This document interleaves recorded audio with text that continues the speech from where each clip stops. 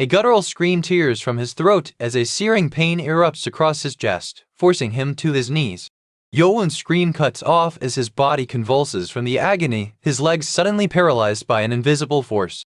That I've been dancing in the middle of your palms from the start, fuck. They laugh bitterly as they continue. You must have had quite a lot of trouble running right now into a rage here.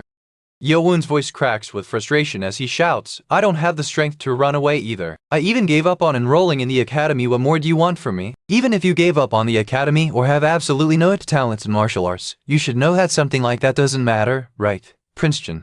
There's no way those bastards would send me off with a painless death. If I'm going to die anyway, then I'll go by fighting until my very last breath. Before he can react, a guttural command erupts, kill him at him, and followed by a violent scream that echoes through the air, signaling the clash of wills that's about to unfold. Yeo-Woon's grunt cuts through the air as a guttural command erupts, kill him at him, and followed by a violent scream that echoes through the air, signaling the clash of wills that's about to unfold. A voice roars over the chaos, mocking his defiance, questioning if his retaliation is truly over. How did that kid, someone who hadn't even mastered martial arts, kill one of our members? What if he had actually mastered martial arts? The words are a mix of anger and disbelief, his breath coming in ragged gasps. Before he can finish, a sharp gasp echoes, something unexpected has just happened. I thought I couldn't trick them twice, they snarl, eyes blazing. The man beside him mutters, doing something like, that isn't my style at all, but since our comrade died, there's no choice left. A streak of blinding light cuts through the air, forcing them to shield their eyes as the ground cracks beneath their feet. Yeo-Woon steps forward, his stance shifting into something rigid, as if bracing for a collision that isn't physical but feels inevitable. A sharp scream echoes behind them as the ground erupts in a burst of energy. Yeo-Woon's head snaps toward the sound, his muscles coiling like a spring. I've never seen clothing like this before. The fabric clings oddly to his skin, the air thick with an unseen presence. Yeo-Woon's sudden disappearance leaves the observer reeling, their voice cracking with disbelief as they struggle to process what just happened. The second speaker leans closer, eyes wide, trying to decipher the impossible feat they just witnessed. Was it mere speed or something far stranger, something that defies explanation?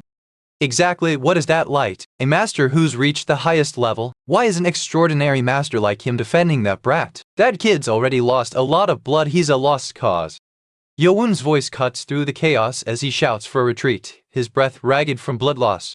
Wowzers, look at that, our ancestor's in a happy mood even though he's at his deathbed. I was going to teach you earlier, but now you're right on the edge. Please make sure to succeed and make this descendant's life easier, okay? Yeo-Woon's fingers hovered over the control panel as he muttered about the Nano Machine's latest version, its interface glowing faintly in the dim light. What kind of nonsense has that strange guy been blabbering about? Four strange voices echo in his mind, one of them belonging to Sky Corporation's generation. Long ago, fighters in the Zhang who learned martial arts to protect themselves from enemies. Over time, these arts evolved from simple self-defense into complex techniques. As generations passed, those who mastered these arts grew stronger than ordinary humans, earning them the title of Moran people, or Wulin. The world was divided between forces of justice and those who wielded evil. This group, known as the demonic cult, believed strength alone could reshape destiny. Yeo-Woon's voice cracks as he shouts about an evil god invading his body, the words laced with frustration and disbelief. He stumbles forward, his breath ragged, and suddenly freezes, his stomach burning from the sword wound that pierced it moments ago. Are you awake, master? Yeo-Woon's voice echoes through the empty space as he demands to know who the mysterious presence is. Yeo-Woon's outburst cuts through the silence as the machine's garbled message floods his mind. A man's voice rings out, questioning if he's truly the evil god. Yeo-Woon's response is sharp, dismissing the notion before the stranger reveals the attack was an assassination attempt. A voice questions whether it was truly a miracle Prince Cheon survived, hinting someone must have aided him in the attack. The tone shifts as they describe a grim scene from yesterday, a body lying on cold ground, half buried, with upper bodies missing, leaving only the lower half exposed. The voice describes a massacre, corpses of men from the demonic cult, one of them still partially intact.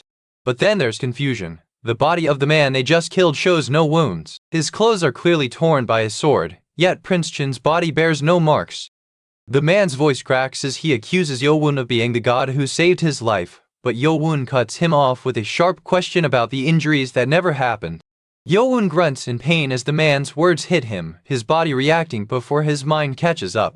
6.48 billion nanomachines have been embedded in your body, the stranger declares, their words dripping with clinical certainty. He warns that if Dr. Beak discovers his ability to communicate with the nano machines, he'll be seen as unstable. The prince's body is unresponsive, his breathing shallow as they try to rouse him. A man presses his palm to the prince's chest, his voice tight with urgency as he shakes him awake. "What do you mean?" the stranger stammers, his fingers trembling as he steadies the prince's pulse. "Did something bad happen to the prince?" "No, it's quite the opposite. This could be a rare opportunity for Prince Cheon. Your entire body has been cleansed of any dirty substances, and your energy flow has been activated. You now have the perfect body to train in martial arts." He turns to the nano machine embedded in his body, demanding to know if it caused this. The machine confirms it activated to purge toxins, but Yeo-Woon insists the silence mode was deactivated, accusing it of overcorrecting. Yeo-Woon's voice cracks as he demands answers, his fingers trembling against the nano machine's surface. The demonic cult structure reveals itself as a web of 6 dominant clans, each bound to the lord through a grim tradition. To secure his lineage, he must wed figures from every clan, ensuring their bloodlines intertwine. Yeo-Woon was guided by the magistrate's leading experts, who oversaw an academy designed to cultivate the strongest warriors of each generation. This era, marked by fierce competition when multiple princes joined the academy, became known as the Battle of the Heirs in the magistrate's records. But then he realizes Dr. Beak's connection to the Poison Clan, forcing him to conceal the nano machine in his body. The technology of this era cannot detect his phase state, but he knows someone must have aided Dr. Beak in this arrangement. A second voice questions how someone could transform so drastically, their voice laced with unease as they contemplate the implications of such a change. A voice from the past reflects on how Yeo-Woon was once deemed unworthy due to his frail frame and lack of combat skill, but now his physical transformation suggests he might surpass even the royal heirs. Even with the nano machine repairing his injuries, he admits he wouldn't be alive without Jang's timely arrival. Yeo-Woon responds to his nano machine with a sharp command, which the device acknowledges with a mechanical confirmation. Yeo-Woon questions the limits of his body's self-healing mode, pressing the nano machine for clarity. Determined to verify the claims, he prepares to subject himself to a test, ignoring the lingering doubts about the risks involved. Yeo-Woon grits his teeth as the self-healing mode activates, searing pain radiating from his left palm where the stab wound throbs. The blood that should be pooling from the injury has abruptly stopped flowing, leaving a strange, hollow silence in its place. "Even though I just saw it, it's hard to believe. But now I know it works," he mutters, voice laced with disbelief. "The information you transferred to my head earlier, can I really use all of those functions?" Yeo-Woon's voice cracks with frustration as he shouts, "Wait, nano machine. This doesn't make sense. Have reconstructed your body. I have come to dress you." The stranger then shifts focus, asking what to do next with a study, and offers the simple solution of flipping through a book. Yeo-Woon hesitates, noting that the only martial arts texts here focus on blood points and Kai, with the 3-ism breathing method being an elusive discipline even for lifetime practice. But then he realizes reading about blood points might be more practical, and with a nod, he begins. Yeo-Woon stops flipping through the book, his fingers brushing the worn edges of the pages. A voice cuts through the silence, its message abrupt and clipped, information transfer complete. "Ugh, how you'll soon get used to it. I'm just stating the fact." The stranger then shifts focus to a book, mentioning corrections made to its errors about blood points. The candidates of the 6 clans have all mastered countless fighting techniques from birth, yet even after watching their brutal training, Yeo-Woon still can't grasp the 3-ism method. A harsh laugh follows as someone questions the logic of sending 5 assassins to eliminate a single boy only for all of them to perish, leaving the motive unclear. A guard mutters about someone secretly aiding Prince Mikiam, their voice laced with frustration as they question the prince's right to demand respect. Yeo-Woon's voice cuts through the tension as he declares his intent to confront the prince directly at the demonic academy, his resolve hardening with each word. The morning light filters through the window, but he's still frozen in place, hands clenched at his sides. "Would it have been better if I'd secretly mastered Jang's dagger techniques?" He lifts his head, eyes sharp as he adds, "The 6 clans that watched us won't leave me alone after my mother's death." "You can scan the movements of other people? Dan, then does that mean you can scan guard Jang's martial arts training and transfer it into my head?" A man's voice cuts in, proposing to transfer martial arts techniques directly into Yeo-Woon's mind. A shadowy figure looms over him, their presence heavy with unspoken intent. Yeo-Woon's breath catches as he processes the impossible reality unfolding before him, his mind racing to reconcile the absurdity of the situation. Yeo-Woon's fingers twitch as he clutches the dagger, his voice cracking with resolve as he mutters Guard Jang's dagger skill. Before he can steady his breath, a sharp bark cuts through the air. Guard Jang doesn't see who. Yeo-Woon's grip tightens on the dagger as the stranger's words echo through the space between them. Yeo-Woon's breath hitches as he finishes his training routine, his body aching from the relentless drills. Doesn't this mastery of posture and movement mean I can bypass the standard training processes? Through repetitive training, your body forms muscles that are right for this movement, but your body hasn't properly developed those muscles, so there will be damage to your muscles. The air grows heavy as the voice continues. Translation complete. Yeo-Woon asks to lower the language level to the lowest setting, confirming that the muscle transfer will prevent pain. The procedure requires activating every nano machine and will take a couple of hours. Yeo-Woon's voice cracks with nervousness as the process begins, his body reacting with an unexpected tickling sensation that quickly escalates into a sharp scream. A man leans over him, his voice calm as he murmurs, "This is as good as most of the neighborhood masters. It has already been 5 years since I learned to cook for you. Please take care of my Yeo-Woon. It has already been 5 years since Lady HWA died from eating food containing poison. Prince Chin, are you okay?" Wince. Judging by his pulse, there didn't seem to be anything wrong. Prince Chin had been observing his training for nearly 2 years, and now the questions were finally surfacing. He's been watching my training for 2 years. Now he's asking if he's already caught up to my 20 years of experience. "I'm never doing that again," he growls, eyes narrowing. "You definitely warned me, master, huh?" As he slashes through the air, the resistance is tangible, a whisper of force that hums with potential. The second formation begins to take shape, its first step unfolding in a burst of controlled chaos. He exclaims, his mind racing through the implications of mislabeling Nigong as the soft style or internal when it doesn't align with historical practices. His explanation grows more frantic as he clarifies that Weigong should refer to external skill tied to Shaolingquan, the so-called hard style or Weijia, leaving him worried about the consequences of his error. "Don't you always eat by the window? Since I won't be coming home for a while, I wanted to eat toward the center." Guard Jang wouldn't have noticed, right? The guard pauses, his voice thick with unspoken worry. He urges Yeo-Woon to eat slowly, warning that rushing will cause indigestion. Before he can finish, a sharp question cuts through the air. A man challenges how Yeo-Woon could have learned his dagger technique, disbelief coloring his words. A man nearby reacts, confirming Yeo-Woon's insight and warning that stealing martial arts techniques is considered a grave taboo in Murim, drawing sharp glances from others. Yeo-Woon confesses to violating the sacred code by siphoning a forbidden technique via Nano's power, his voice laced with remorse. Guard Jang stares at Yeo-Woon, his voice sharp with confusion as he demands to know what the energy flow method for the dagger technique's Nigong is. "I'm never going to cry again.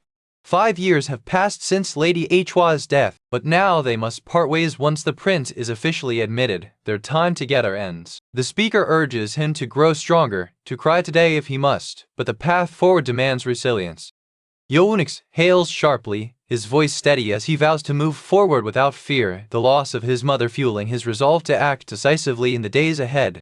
Yeo-Woon's voice cuts through the tension as he declares he still has a place to return to, a tether to something he hasn't yet revealed. Yeo-Woon's voice cuts through the tension as he declares he still has a place to return to, a tether to something he hasn't yet revealed. The words hang in the air before a sharp challenge cuts through. "Did you come here without the resolve that this place could be your last?" "That red hair, that's the left guardian."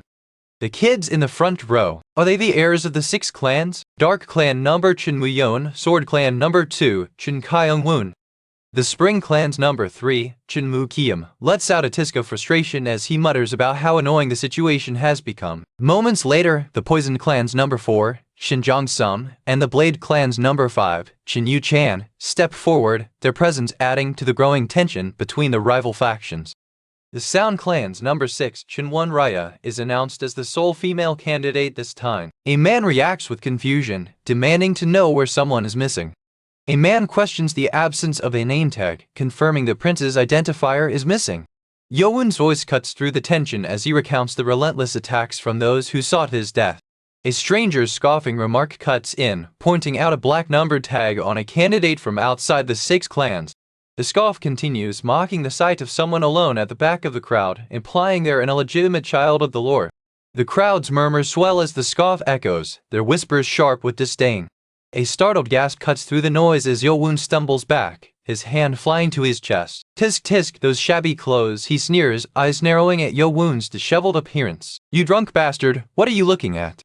A hushed silence falls as Yeo-Woon's guardian steps forward, their voice cutting through the air with authority. Great Guardian King Marikim, they intone, bowing low. Before he can react, a new voice booms across the space, one of the top 5 strongest in Murim, Chinma Cult Lord Cheon Yeo-Woon.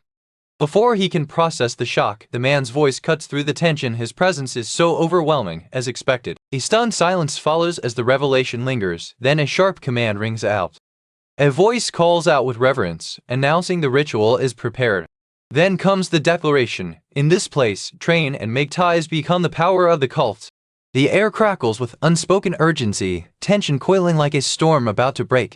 Yeo-Woon recalls the first encounter, those distant, unyielding eyes that never met his, a presence that vanished the moment his mother's grief became public. Yeo-Woon's thoughts drift back to the moment the Lord's words faded into silence, his gaze fixed on the dais where the ceremony had unfolded. Are you not going to stand straight? I'm going to keep it simple, so listen carefully.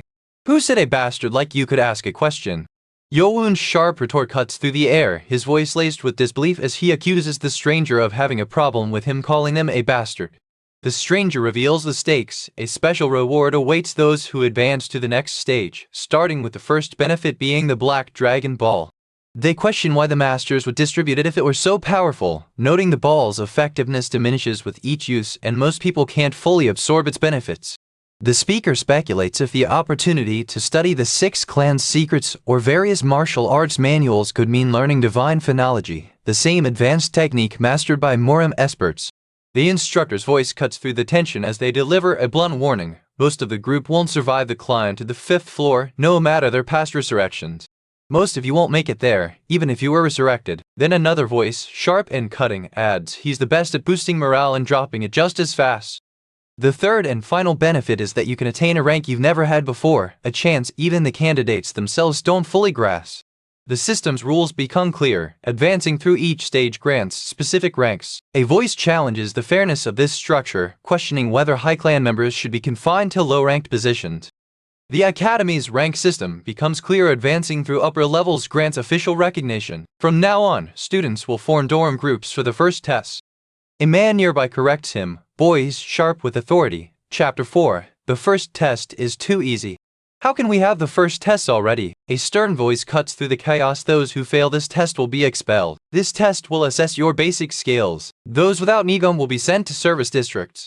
We need people to do the dirty work, so don't try too hard. That's why the ladies of the 6 clans made me swear not to learn Nigong. A man's laughter rings out as he mocks the situation, claiming someone else's idea is clever enough to spare him the trouble of killing another. The voice belongs to Hang So-yu, the demonic cult's elder and leader of the Sound Clan. The group's shock turns to frantic whispers as the Sound Clan's leader steps forward, their presence alone writing the test's stakes. The leader's voice cuts through the tension as they declare the test's requirement. Even a flicker of Nigong will let the candidates endure the energy wave for a full minute. The air crackles with barely contained power as the test begins. A man's laughter cuts through the tension as he mocks the candidates of the 6 clans and other high-ranking clan heirs, claiming they're holding out while his own strength is unmatched. His words sting like a slap, but the truth hits harder. Those candidates have been secretly taking medicines since childhood to endure immense Nigong, a power even the strongest rivals can't match. The clan leader's rapid plucking of his fingers grows more frantic, each motion edged with an urgency that doesn't match the calm display. Something about the speed feels off, like a clockwork mechanism slipping beyond its gears. Why hasn't he fallen down yet? Then, as if the world has shifted, another voice cuts through the stranger's gaze, locks onto Yeo-Woon, the breath catching. Half these people are already on the ground, aren't they all hurt? Nano's voice cuts through the chaos as he struggles to communicate. You made it so I can't hear sound waves. That's right, you've temporarily stopped your body's function to sense sound. Can you block that intimidating gaze? A man nearby mutters about the Sound Clan's history growing stronger than before. It's hard to hold out even with 20 years of Nigong. Why is he suddenly surprised? How can that bastard with no Nigong be completely fine? He doesn't seem tired at all. He roared, Nigong, as the studio's name flashed above. Yeo-Woon's voice cracks with rage as he shouts, that bastard had Nigong. Across from him, a man's voice cuts through the tension. Nano, if it's how I think it is, the kids in the front and the elder are angry, right? If I pass the first test in this condition, they won't believe me if I say I don't have Nigong. A master's voice cuts through the tension as they demand Yeo-Woon intentionally injure his own organs, warning that such an act could be fatal. It's almost 1 minute now, they sneer, to think that the bastard who isn't even 15 could endure this so easily. Yeo-Woon's voice cuts through the tension as he refuses to let his pride falter, channeling half his power into a desperate display of strength. A man in the shadows snarls a name that sounds like Refurshka before coughing violently, the sound raw and desperate. Across from him, the elder's voice cuts through the chaos, warning that another move will escalate the danger. If he had used even a little more power, everyone would have failed the first test. The man's roar echoes through the unseen space as his restrained power spirals out of control. I couldn't control my anger against that young bastard. The accusation is clear in the next breath. It's all because of Cheon Yeo-Woon. What's happening now? A voice screams over the chaos, demanding to know if he's dying. But then comes a sharp retort. Someone thought he was dead, their voice cracking with panic. If he dies because of the test, I will be responsible for everything, they snap, their words laced with urgency. Sensing dizziness caused by 7% blood loss, activating self-healing mode for organ damage and blood loss. Master, he's in a dangerous condition, wait a little longer. A man steps forward, his voice laced with disbelief as he questions, this kid, how much Nigong does he have to endure this much? He doesn't have any. Meanwhile, another voice cuts in with admiration, I can't believe he passed the first test with only pure mental strength and sheer will. Yeo-Woon's voice cuts through the tension as he urgently demands, heal me quickly, Nano. A nearby figure reacts with astonishment, noting how the young man endured an energy wave unscathed only to realize he'd suffered severe internal injuries all along. The elder's voice cracks with disbelief as they stammer, that was. A second voice cuts in, sharp with concern, you almost killed him by any chance? That child, does he only have a bit of Nigong? The elder's words hang in the air, their meaning clear. Yeo-Woon showed no signs of Nigong after the stimulation. The second speaker's frustration grows as they demand to know how he endured the energy wave without any Nigong at all. He endured it with his will. It's sheer will that's enough to be scary if he weren't an illegitimate child. I would have liked to raise him as a student, but nothing good will come of going against the 6 clans. When he proves his will is the true weapon, their amusement turns to a dark chuckle. That's none of your business. Just go to a corner and drink all you want. You seem to speak well even with a mouth full of alcohol. A surge of raw power erupts as the right and left guardians clash, their energy radiating in opposing forces. I'm leaving, you little bitch. I really like that kid, Cheon Yeo-Woon. A frantic voice cuts through the air as a doctor named Baek Ja-Myun screams for a patient, his urgency echoing through the halls. The word patient is repeated with growing panic, hinting at a crisis unfolding beyond the academy's walls. The mention of a real patient on the first day sparks confusion, with someone questioning how this could be. A voice questions how a test could be so difficult for someone in this condition, their words laced with frustration. A man snaps at the slow pace, then mutters about the boy's improved complexion, confusion flickering across their face. Yeo-Woon's own voice cuts through the haze, raw and unguarded. I completely forgot about the infirmary, and almost healed all the internal damage. Yeo-Woon grits his teeth against the searing pain, his voice strained as he insists he'll keep going until the doctor finishes. A man nearby mutters about the excessive bleeding, suggesting they start with acupuncture to stabilize him. Yeo-Woon's groan cuts through the infirmary as a man's voice snaps, gosh, that scared me, right guardian? I'm sure as the right guardian, you weren't injured anywhere, right? It seems you don't like me being here. Look at this. Isn't he such an interesting kid? They've figured out Yeo-Woon's ruse, his fabricated injuries, and now the air smells of alcohol.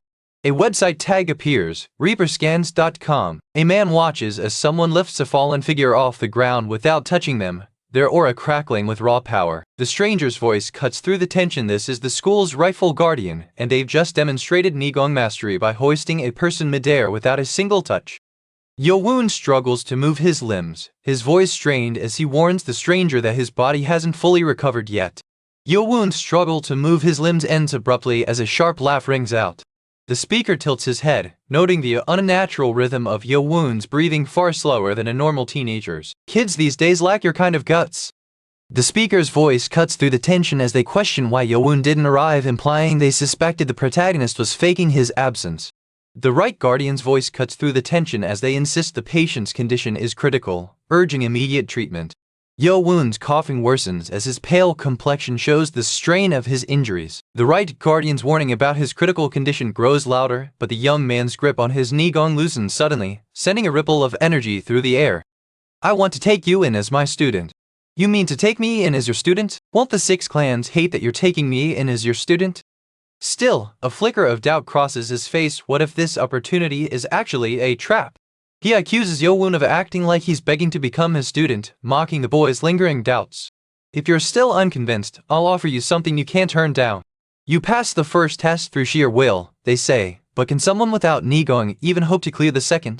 The speaker challenges his belief that sheer will alone can compensate for lacking Nigong, implying he'll fall behind while others advance.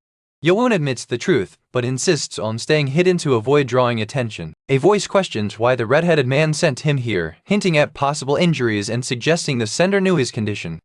The stranger's words linger, casting doubt on the sender's motives as they wonder why other damaged children weren't brought here too. The reply confirms that the other kids had at least some ability to heal themselves, so there was no need to send them here. A man mutters about the kids' inability to meditate for healing, frustration evident as he questions if they should end the trial now. He challenges the kids' potential, doubting if someone with such limitations could cure severe internal injuries quickly. The stranger's reply hints at a requirement for Nigong mastery to advance, suggesting the next stage demands more than basic healing abilities. Yeo-Woon lets out a triumphant laugh, thrilled about earning the medicine ball and library access. Yeo-Woon's triumph is cut short as a voice snaps back, warning that entry is conditional on passing a test. The speaker's words cut through the air. Also, you can only stay on the first floor for 2 hours. There's a Reaper scans Kami limit too? Yeo-Woon's eyes narrow as he processes the implications of the scanning ability. The stranger's words cut through the air like a blade, forcing Yeo-Woon to confront the harsh reality of his position. Yeo-Woon glances at the paper fluttering near his head, its edges curling as if caught in an unseen breeze. The stranger's voice grows sharper, demanding to know if it's the breath of Nigong. That's the breath of Nigong. If you become my student, I'll teach you the breath of Nigong right away. Yeo-Woon's voice cuts through the tension as he declares this is his chance to learn the breath of Nigong. He accepts the right guardian as his teacher, bowing low and pleading for them to take him as their student. Yeo-Woon lowers his head in respect, performing the required bow twice as the teacher's stern gaze lingers on him. The blood of Cheon should not bow to anyone other than the Lord himself. Henchmen, take good care of my student. Yeo-Woon's grin fades as he steps away, the chaos of the recent battle still lingering in the air like a storm that passed too soon. Yeo-Woon straightens his posture, his voice steady as he addresses Nano and the right guardian. Yeo-Woon's voice cuts through the tension as he declares someone has finally stood with him for once. The left guardian barked a report about the first test results, noting Cadet 7 was sent to the infirmary. Yeo-Woon's voice cuts through the tension as he shouts that he didn't pass out, his frustration boiling over at being expelled for bubbles escaping his mouth. The accusation hangs heavy before he turns to the others, his anger flaring as he demands they understand why he can't live a life of servitude or farming. Yeo-Woon's voice cracks with fury as he orders the academy's enforcers to purge the traitors from the halls.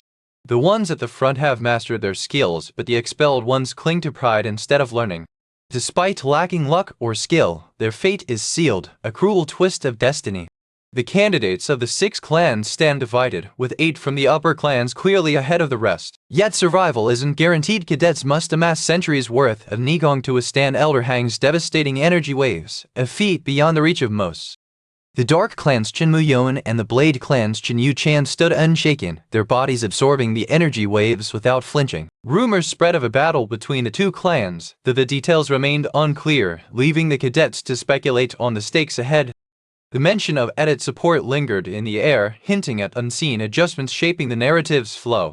The speaker's tone sharpens as they demand he respond only with motto, warning that any other answer risks repeating the order. A voice cuts through the tension as someone suggests organizing into groups. A startled voice interrupts the tension as someone stammers, doctor, it's Beek Jong Myung, huh? The doctor responds with a sharp correction. Rather than just calling me doctor, you should include my last name. Dr. Beek, is my condition that bad? A frustrated sigh escapes him as he grapples with the dilemma. Accelerating his healing risks drawing unwanted attention, while delaying it could leave him behind in critical training. Yeo-Woon's frustration deepens as a voice cuts through his thoughts. When Yeo-Woon hesitates, the speaker remarks on his physique, noting how his body seems unexpectedly well suited for martial arts despite lacking visible signs of training. Before he can react, a voice cuts through the tension. A doctor insists the procedure is part of treatment, not an assault, and overrides his protective instincts to disable the defense. The doctor's warning lingers as Yeo-Woon's stomach pain begins to subside, the system's acupuncture diagram activating to extract healing data. Yeo-Woon's body reacts as the acupuncture points along his chest and arms ignite, the system's data extraction process intensifying. When he finally speaks, he demands Nano prioritize treating his internal wounds to speed up recovery. Yeo-Woon insists Nano heal his injuries but instructs the treatment to mimic lingering damage. Yeo-Woon's system initiates self-recovery protocols as instructed, its processes aligning with his commands. Moments later, a sharp voice cuts through the tension as cadets are barked at to form a line, their movements synchronized under strict order.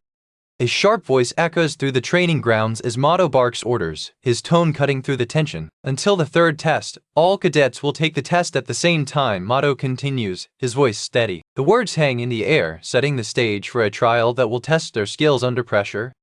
The time you all have is only 20 days. Will I be able to memorize all the tactics and strategies in time? The reason for 20 groups becomes apparent. The competition spans 3 weeks, and every moment counts. The instructor announces only 10 groups will advance, meaning half the cadets will be expelled. Another voice cuts in, warning that the 6 clans will dominate due to their teamwork advantage. The instructor's voice cuts through the hall, announcing the end of today's schedule. Cadets are instructed to return to their assigned dorms and rest, with the promise that tomorrow's lessons will begin with the staff standing before them. A new voice interrupts, introducing themselves as Reaper Ska:*NOM, and declares they will be teaching tactics and techniques with kindness.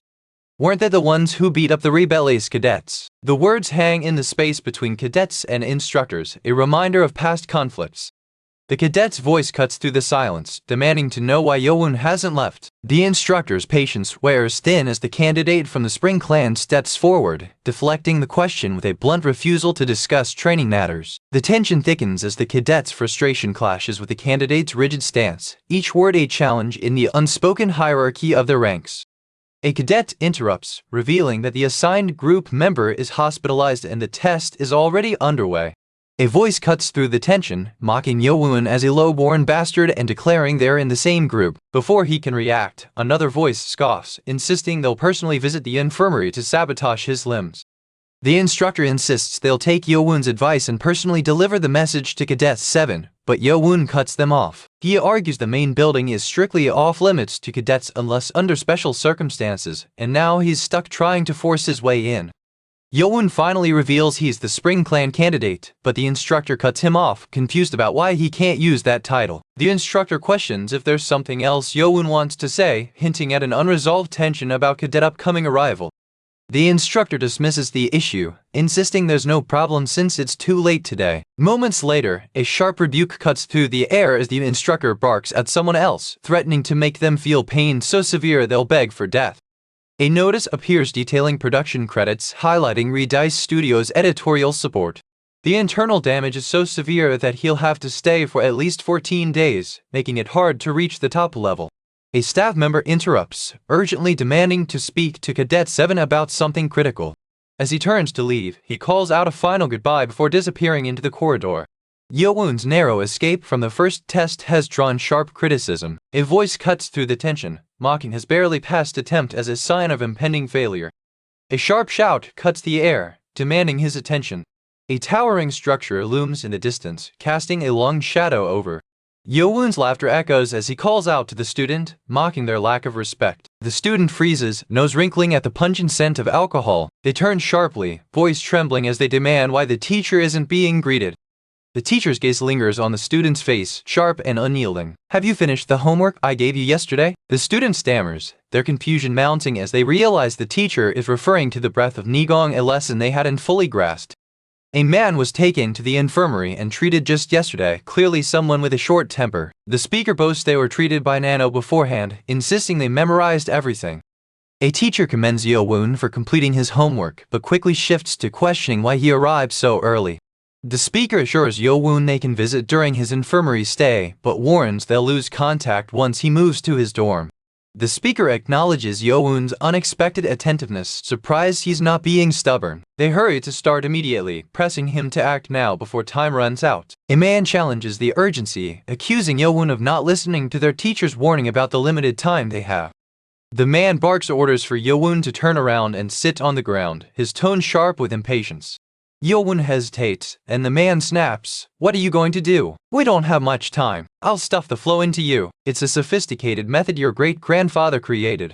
Yeo-Woon stammers, addressing the man as teacher before clenching his jaw. "If you scream and the guards come, this will be the end." The man cuts in, "Shut your mouth."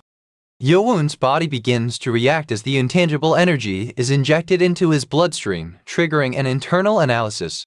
The speaker's frustration grows as they question how he could have failed to learn anything, marveling that there are no blockages or obstacles in his circulation.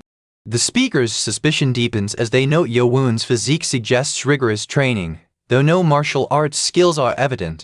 Yeo-Woon's words hint at a hidden truth: his 7 wives were mere distractions, and his true focus has always been Lady Hwa. Meanwhile, his current state suggests rapid progress, creating a substantial amount of Nigong should take just 7 days. Across from him, a man's voice cracks with fury, shouting about a prince's recklessness. Yeo-Woon meets the challenge, declaring he'll lead Group 12, the top clan cadet, with unwavering resolve.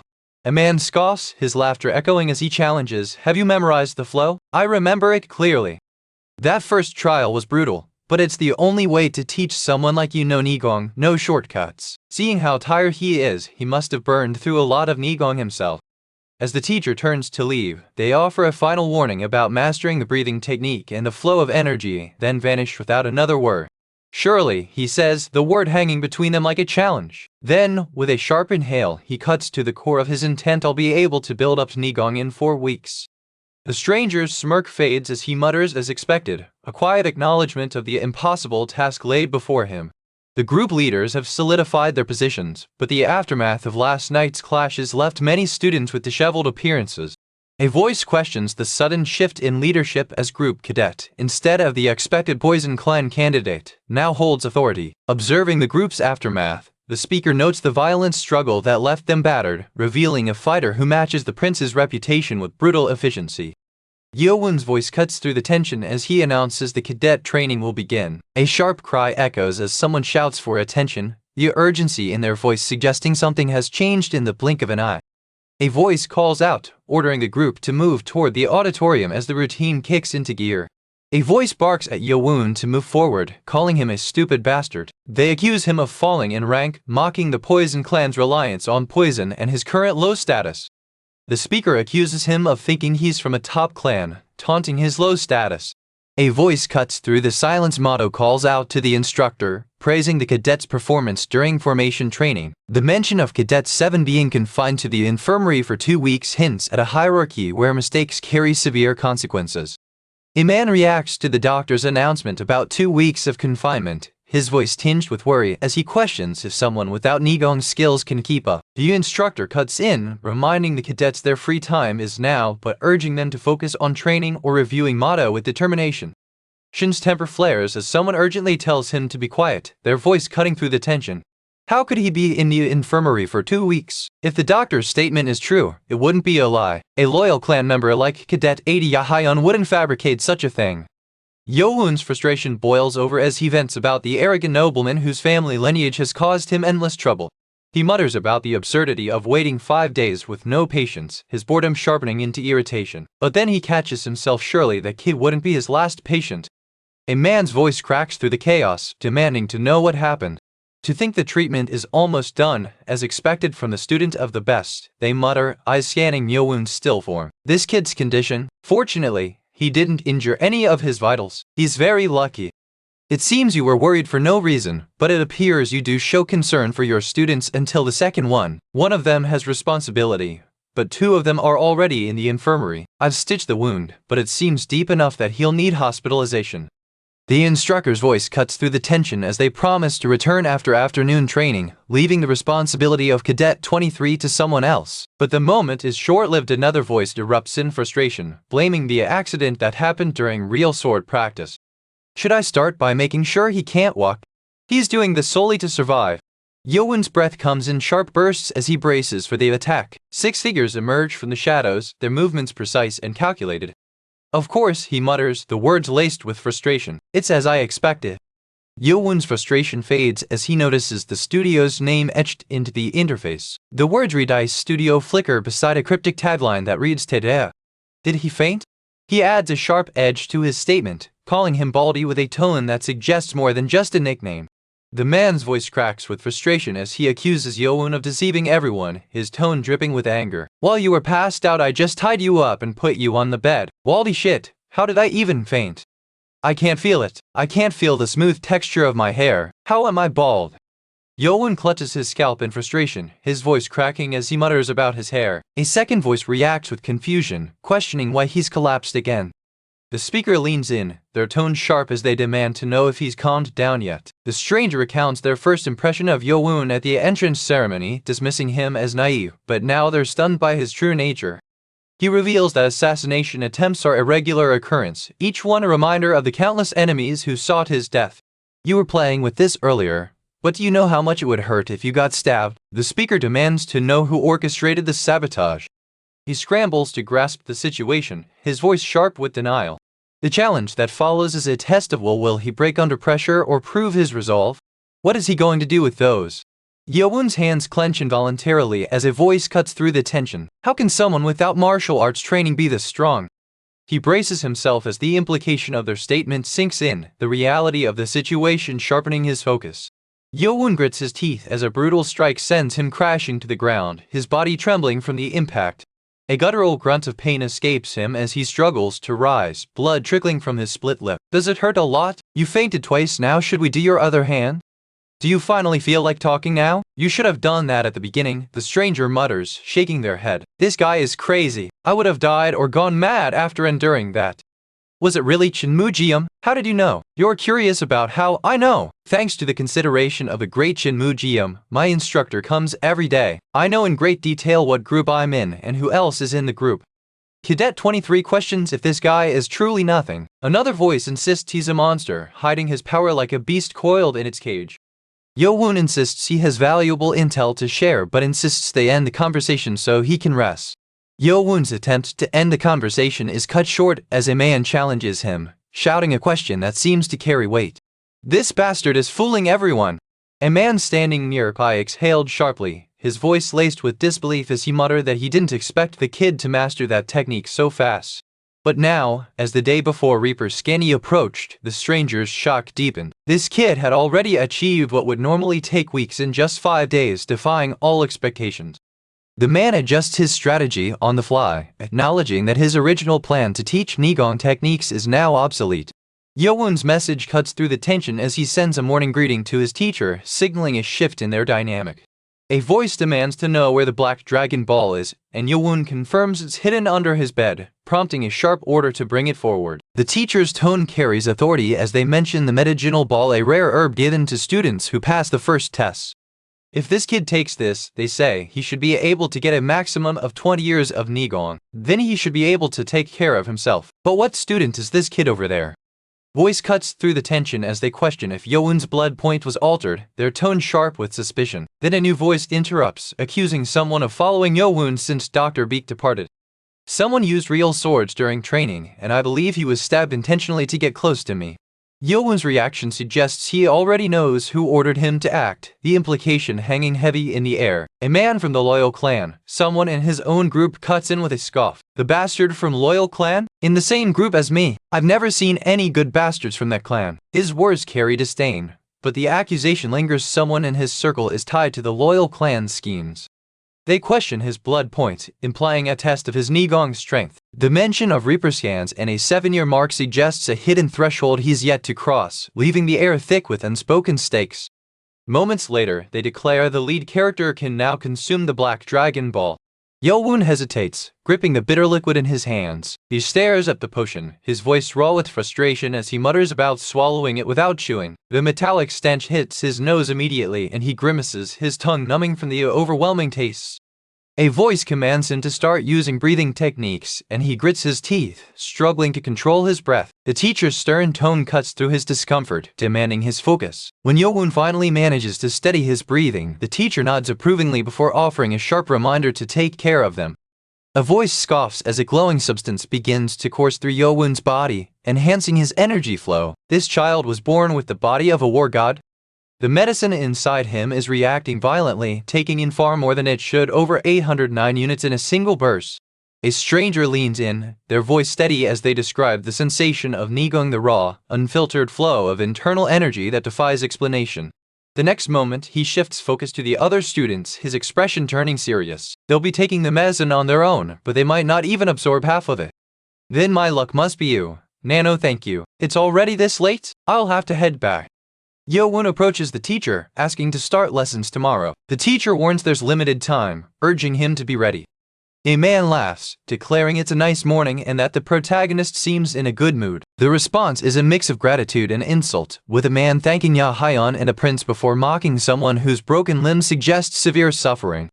A man erupts into laughter, his voice dripping with mockery as he declares he's longed to see the protagonist kneel and crawl like a bug. A man in a hat bursts into wild laughter, his voice cracking with mania as he shouts. The sound echoes through the space, sharp and unhinged. A man steps forward, his voice slow and measured as he murmurs, "There has to be something that happened overnight." 2 days later, the same man arrives at the Mata House Clan 8 quarters, his presence met with wary glances from the gathered figures. The man's words carry a sharp edge as he questions why Yeo-Woon hasn't been expelled from the group. He accuses the doctor of sleeping through everything, suggesting even this latest incident is just an excuse. The doctor's ears are now the subject of harsh mockery, with the speaker implying their brightness is somehow a flaw. The stranger's outburst escalates into a blistering tirade, demanding to know why the doctor failed to act. The doctor reveals the name Baek Jong-young with deliberate emphasis, setting the stage for a confrontation that feels both personal and dangerous. Before the doctor can respond, the stranger presses further, revealing Baek Jong-young's past as a Poison Clan member who shifted to medicine, now serving as the Lord's personal physician. The stranger's voice cuts through the tension as they accuse the doctor of being a disciple of a powerful figure, implying his martial arts skills could be unparalleled. Their frustration boils over with a curse, calling the doctor a bastard and demanding he never expects support for his clan. They accuse him of failing and challenge his loyalty, then reveal they know he's the Spring Clan heir. The second dialogue escalates the threat, threatening to support Yeo-Woon's clan if he's expelled, but only if he had kept his promises. "Sure, keep hitting me like that. Let's see if you can still do this when that guy arrives." "But you," they say, eyes narrowing at the Reaper Scancom bandana wrapped around Yeo-Woon's wrist. "Why are you wearing that?" A man's voice cuts through the tension as he snaps, "You're pulling off all sorts of crazy stuff." His frustration boils over when he adds, "Did you really think I'd forgive you for pretending to repent after shaving your head?" The quarters grow louder again, frustration boiling over as someone curses, "I feel like shit." Meanwhile, another voice barks orders at Cheon Yeo-Woon and Cheon Moo-jium, demanding they all go to a meeting. Yeo-Woon's denial cuts through the tension as someone questions his martial arts skills. The stranger's sharp gaze lingers on his hands, testing his resolve. "As I thought, this guy is a genius. I only showed him the butterfly technique a few times and fixed his posture these past few days." The evaluation continues, noting his movements are now stable and natural. If he continuously trains, he'll have no problem with operating expression.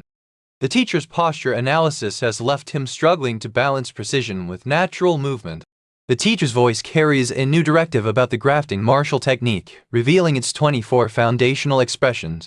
When Yeo-Woon mentions memorizing the material, the teacher scoffs, insisting a week was never enough time.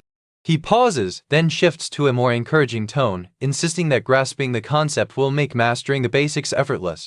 He straightens his stance, voice steady as he declares, "This is my bright martial sword. I will try wielding it." A man beside him shakes his head, surprised by the lightness. The stranger's words cut through the air. Normal swords weigh 2 to 3 juns, but this clan's treasure feels like less than half. He turns back to the sword, the butterfly technique's secret humming in his thoughts. The sword's sharpness is undeniable, and if Dr. Biak sees this, he'll be annoyed. The stranger tells the man to step back, promising to show him what he's been eager to see, urging him to watch closely.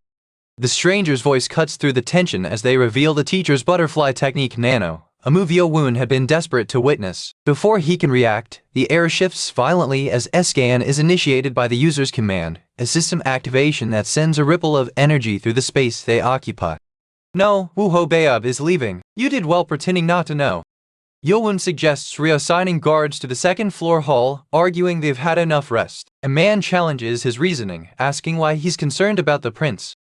The taunt escalates into a warning about biting fingers and suffering pain, ending with a cryptic threat to not question the sky. A man's voice cuts in, questioning whether 10 days will truly make everything fair.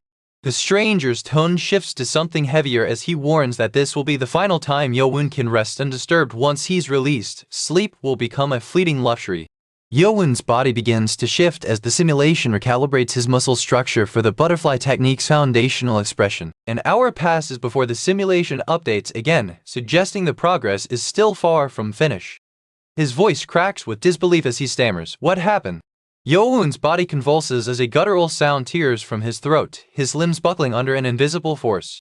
How can someone's pulse who has been lying down the whole time be like this? His pulse is racing as if his body had been pushed to its limits, the strain evident in the way his breath comes in uneven bursts. A man's voice cuts through the tension, disbelief lacing his words as he questions how Yeo-Woon's body has stabilized so suddenly. He's suddenly so stable? I've never heard of something like this from my teacher. A companion mutters dismissively, brushing off the earlier tension as they prepare to leave Yeo-Woon alone. A shadow looms over Yeo-Woon as a low growl echoes through the air. If he somehow learns that I earned this body in just 6 hours, he'd be frightened, right? Create this pressure. Did you watch properly, student? However, if it's you, you'll be able to master the butterfly technique just by watching your teacher. Once you return to the motto house, it'll be very difficult. There's at least one person that cares for me here, then I should live up to his expectations. Yeo-Woon asks Nano if the analysis of the scan move is complete. Yeo-Woon adjusts his stance, mirroring the teacher's expression with precise control. His voice rings out with satisfaction as he declares he's replicated the same starting gesture as his mentor, the thrill of mastery evident in his posture. His senses are no longer ordinary, but something sharper honed by an unseen transformation. Before he can answer, the speaker shifts focus to an unresolved mystery. What is complete? In the hallway, he'd sensed a presence that now clicks into place. Dr. BK. I don't even have any other patients, the stranger mutters, clearly frustrated. What am I going to do when you leave? The stranger then offers a quiet apology, saying thank you. I imposed on you for a while. He doesn't have anything else to do, and the thought of sleeping feels oddly tempting. But then the doctor speaks, their voice measured as they pretend not to know about the Wu Ho Beob's martial arts training. The doctor's words are clear, they'll send the patients he's been seeking. A man in the background mutters about Redice Studios' editing support, then the studio's name appears alongside a username, Goose, but PS. The words hang heavy before he adds, has it been 2 weeks? You're finally here, peasant blood. Is your body fine now? I am completely cured. But you remember your position, right? Did you come only now because you were scared? Dirty, they trail off, the insult hanging between them like a blade. Yeo-Woon's frustration flares as the man before him scoffs, dismissing his presence with a sneer. The instructor barks orders about starting practical training with real swords, stressing the need for proper attention and correct distancing. Even though Cheon Yeo-Woon's personality is haughty and atrocious, he maintains control over his team, ensuring they follow his commands with precision, a testament to his status as a clan heir. He confirms Yeo-Woon's strategic placement in a low-movement position, warning against any misstep. Better than I thought, he mutters, but his next words reveal concern. Is he keeping up with the others? The instructor's voice cuts through the tension, praising Yeo-Woon's cautious stance, but snapping when a muffled sound breaks the silence. The trainees exchange stunned glances, their voices rising in disbelief. How can Cheon Yeo-Woon be completely fine? The trainees scramble into position, forming a tight semicircle around the enemy. One of them stumbles, nearly tripping over their own feet as they take half a step forward. Cheon Yeo-Woon, that son of a bitch. Peasant blood, son of a bitch. Do you think I'll just watch you being successful? Doa's essay for the third lineup. Yes, I understand, change lineup. Stack the shields to 3 levels. Yeo-Woon's mentor barked orders as the simulation video played on a nearby screen. It's not hard to breach the shields if Nano imported the data, they said, eyes scanning the holographic display. Even if you're being careful, keep your speed. This shithead, did he notice? I was just going to use a little bit of Nigong since he doesn't even know martial arts. He grits his teeth, pouring every last bit of Nigong into the strike. Yeo-Woon's strike rebounds off the opponent's defense, sending him skidding backward. Reaper scans calm leader. Yeo-Woon steadies himself, but the blow to his ankle from earlier resurfaces as sharp pain. I still feel pain in my ankle. Peasant dares to laugh at me. It's not his butt. You were the one who stabbed number 23 in the back last time, right? But the leader TI's SWTA's motto. Then came the cryptic signature Yo Nozzle, Redice Studio etched into like a warning. The leader barked orders, demanding Yeo-Woon commit to 4 days of relentless training with no breaks until bedtime. Meanwhile, a nearby figure assessed Yeo-Woon's Nigong, surprised by its strength. They mutter under their breath, questioning if the so-called drunkard Xiaomin truly trained him properly. Even if Yeo-Woon is a half-breed, the blood of a tiger carries its own power. Two heirs from the same faction lock eyes in a charged silence, their rivalry simmering beneath polished exteriors. A man steps forward, his voice cutting through the tension as he declares chapter title "You brought this on yourself," a taunt dripping with mockery. He barks a command, "Begin eating," motto. A man leans in, eyes wide. Is this chicken marinated in soy sauce? Yeo-Woon mutters to himself about how unbearable it was to survive on white porridge for 14 days. He forces himself to focus on the meal, aware that Chunmoo-jeom is glaring at him the entire time. Since mealtime is over, he growls, Friday's schedules are done. Reaper scans are coming, disbam! A man intercepts him, his tone sharp with authority as he demands to know where Yeo-Woon is headed without permission. That's the Spring Clan's heir standing there, the seventh in line from all the rumors. And Cheon Yeo-Woon. Cheon Yeo-Woon recalls a time when things felt simple, lying still as if nothing mattered. But the moment shatters when a voice snaps at him, accusing him of annoyance and calling his blood peasant grade, implying he's insulted their status. A voice cuts through the tension, screaming that he's calling the Lord a peasant and insulting their divine status. Yeo-Woon's voice cracks with frustration as he shouts about being the one enduring the harsh treatment, his words dripping with resentment toward the Spring Clan. Yeo-Woon's scream echoes through the air as he slams his fist against the ground, the sound of his frustration cutting through the silence. A man steps forward from the shadows, his voice laced with venom as he accuses the Spring Clan of arrogance, vowing to crush their pride with his own hands. Yeo-Woon's sudden scream cuts through the tension as he collapses to his knees, his breath ragged. A man looms over him, voice sharp with accusation, demanding to know what he's trying to accomplish. The man's voice cracks with fury as he stamps his foot, his face contorted in rage. And you dare challenge the gods? Reaper Skangcom, this bastard, are you running away? Weightless. What are you doing? Yeah, that shithead. The stranger, however, scoffs, landing a punch before dashing away, leaving Yeo-Woon seething with frustration. If I just let you be, I won't be considered a human. The words hang heavy as the man spins on his heel, his movements too fluid, too fast. Yeo-Woon's breath hitches, something's wrong. Yeo-Woon, I'll catch you and crush your face, then destroy every bone in your body. You fucking tard, are you done running? Yeo-Woon's exclamation cracks the air. What a joke. A figure steps forward, their words cutting through the haze. There's no reason for me to show the others yet. The mention of Redice Studios' production support hints at unseen forces shaping the narrative, while the cryptic reference to Elsbin lingers like an unspoken threat. Yeo-Woon lets out a startled exclamation, his voice cracking with disbelief. The stranger's aura pulses with raw power, and Yeo-Woon's voice cracks as he shouts, I used 7-star aerodynamics to block the attack, but he still pushed me back. The stranger's question cuts through the air. How do you know martial arts? You brought this on yourself. Now that he thinks about it, the boy's weightless steps were unnervingly fast. But then the stranger's tone sharpens, urging him to keep moving forward, the momentum of their exchange refusing to stall. He avoided it. The attacker's expression hardens, their eyes narrowing as they brandish a weapon labeled Spring, a name that carries weight in this world. The attacker's grip tightens on the spring weapon, their breath steady but their stance rigid with intent. I'm still unable to match his Nigong, this bastard. His Nigong must have already been higher than other students even before he was admitted as a student. His Nigong must be even higher since he even took the magic pill. Yeo-Woon grits his teeth, his voice a mix of desperation and resolve as he shouts, I can still stand my ground. Yeo-Woon's eyes widen as he witnesses the opponent's technique, a flawless afterimage that blurs the line between attack and illusion. The stranger's mastery of martial arts leaves him reeling, his voice cracking with disbelief as he curses the bastard's skill. The opponent's smirk twists into something darker, their voice a low rumble as they deliver a sharp cough, the sound brittle with concealed pain.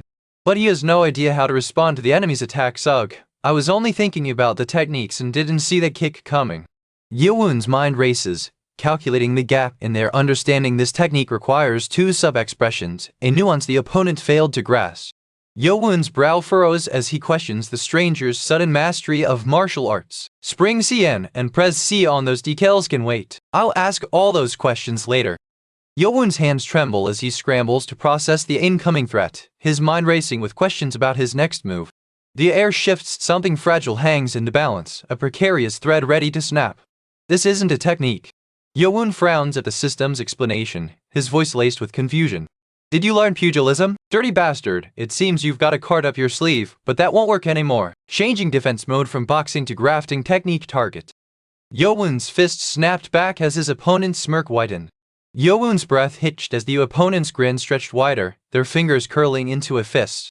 If you do well, then the Lord know your father will abandon that dirty bitch and come back to me. You need to win everything. A man's voice cracks with frustration as he accuses Yeo-Woon of failing everything, blaming his incompetence for the current mess. The memory's arrival feels like a betrayal, a cruel reminder of everything he's lost. I would never lose to a peasant bastard like you. A man's voice cuts through the tension as he snarls the name Kyu-hyuk, a title that stirs unease in the air. You brought all of this upon yourself. The words hang between them, heavy with accusation. The group exchanges stunned looks as the truth sinks in. He actually defeated the Cheon, that unstoppable force they couldn't even hope to challenge together just 10 days ago. Are you guys going to try me too? Then take him away. Why checks if Yeo-Woon is alright, then mutters about lacking the authority to command others. He insists on walking alone, scolding Yeo-Woon for not finishing him off properly. If the second test wasn't a group task, I would have cracked your head open, he snarls, the words dripping with barely contained rage. You can't even get up by yourself. Why growls, his tone shifting to something colder, and you're spouting nonsense like that. Yeo-Woon's snarl fades as the second test's weight settles over the group. The air crackles with unspoken accusations, but the focus shifts to the test's demands, something about a golden flame and a reworked script. A man's voice cuts through the tension, demanding answers that don't align with the test's rules. His next words reveal a strategic mindset. He knows reaching higher status requires Nigong and experience, but the clan's constant interference threatens to derail his progress before he can solidify his foundation. Yeo-Woon's voice cuts through the static as he asks the Nano how much of its functions he's used so far. The machine's reply is clipped and fragmented, stating 3% of its capabilities have been activated. Yeo-Woon agrees, and the Nano adds that an additional language, English, will be transferred to help him understand the manual. Yeo-Woon's mind floods with technical data as the Nano's systems begin relaying the 7th generation machine manual. He barks a command, function, search. These are all things I can do. This repetitive battle in augmented reality. Yeo-Woon's voice cuts through the static as he insists this system can replicate the fight's motion data. A man nearby raises an eyebrow, his tone skeptical as he mutters that it seems no one's here either. The avatar's presence triggers a flood of technical prompts overlaying his view, demanding adjustments to simulation parameters. The avatar's system prompt demands Yeo-Woon adjust the simulation's attack impact multiplier, setting it to 100% before the simulation begins. A voice cuts through the tension, dripping with confidence. This is great, Tilda. I wasn't able to crack his head open earlier because of the second test. A second voice responds, breathless and stunned. Oh, this really is exactly the same. You think that kind of sloppy attack will work? Yeo-Woon grits his teeth as the Nano Machine's pain pulses through his body, identical to the agony he'd felt before. A voice cuts through the haze, offering a choice. Adjust the impact percentage using data gathered earlier. The word damn escapes his lips in a growl, a raw admission of the battle raging within. Then a thunderous roar erupts from his chest, avatar exclamation as if the very air shudders at the name, a primal awakening cutting through the pain. Yeo-Woon grits his teeth against a wave of agony, his body trembling as if racked by invisible chains. He curses under his breath, recalling how he fought that avatar 15 times, each clash a brutal lesson in his own inadequacy. Now he realizes the truth. Even if he fought with Cheon Yeo-Woon's techniques properly, he'd never reach the opponent's level. I lost to a guy using the same 3 formations and the same few basic movements over and over again. Yeo-Woon stares at the message scrawled on the wall, his voice tight with frustration as he reads the warning about his avatar vanishing in 7 days. Which one is my bed? The clan heir's body lies motionless behind him, but the crowd of guards and nobles around him suddenly parts in a slow, deliberate motion. Why is he being like this? Your attitude is different from before. Is there something you want from me? I've already been abandoned by Cheon Yeo-Woon, so there's nothing more to lose. I'm probably going to die anyway, so why not make it a gamble? You're my master. Redice Studios' name appears beneath it all, a quiet acknowledgement of the story's creators. A man kneels before Yeo-Woon, his voice trembling with reverence as he declares his desire to serve the prince. Loyalty to a prince with no power? I still regret my bad manners from last time. Please take me in as your servant. The desperation in his tone grows as he begs for there to be someone who wants to become my servant without being forced by the designation of the Lord. Thank you, I will do. I left this place for a little while and something this stupid is happening. Yeo-Woon steps into the second test of Chapter 9, his focus sharp as he faces the challenge. You're the one who's been fawning over someone's backside. Why are you stuttering? Are you scared? The shout echoes through the air, a raw curse laced with contempt. He's nothing compared to that avatar, they scoff, the words laced with disdain. As I thought, I made the right choice. Do you want to have another go? Enjoy it while you can. Nothing's changed just because you've got a servant. Did Cheon Yeo-Woon just avoid him? That vicious Cheon Yeo-Woon really walked away from this. A week later, the group-type second test at the Motto House Grand Armament begins. I've taught you everything needed, they snap. Now you're responsible for how you perform. Before he can respond, a shout rings out, motto exclamation, and the air shifts as the groups prepare to cast lots. The group leaders from the 6 factions step forward, their presence signaling a shift in power. One of them sneers, confirming the change, but the Dark Clan's Cheon Yeo-Woon remains at the center, his authority unchallenged. A faction leader leans in, questioning if Group 4 had already secured Cadet 72 before, their tone laced with uncertainty. Meanwhile, the match schedule is announced, Group facing off against Group 3 in the second bout, the tension thick as the rival factions prepare to clash. The crowd erupts in cheers for their group leader, the energy crackling with anticipation as the next match looms. But then a sharp command cuts through the noise. Leaders of Groups 5, 8 and GOM are called forward. 2 people have swapped groups, and the realization sends a ripple of uncertainty through the ranks. A man steps forward, his face twisted in disbelief as he shouts at Cheon Yeo-Woon, accusing him of being an idiot for the group swap. They snap that there's nothing more to watch and pivot abruptly, declaring they'll spend the time training in martial arts instead. Fufu called out, surprised by the sudden turn of events. I called you after so much thought, but you're going to treat me like this. The man from the Spring Clan seems unfazed, his tone carrying a mix of mockery and curiosity. When the stranger questions if Yeo-Woon hurt himself, the accusation feels like a loaded punch. Yesterday's wounds still fresh, the implication that Yeo-Woon's pride is bleeding faster than his injuries. Yeo-Woon's voice cuts through the tension as he recounts the ambush last night. Someone attacked him when he was vulnerable. Yeo-Woon recounts being ambushed during his solo training session last night, but the person he's speaking to seems surprised. The other speaker counters with a grim warning. Since they're rivals in the same competition, the masked man's next target is likely to be Yeo-Woon himself. But then the conversation shifts to the rules of the second test. A voice questions why the teams were split into groups of 4 instead of having everyone fight directly.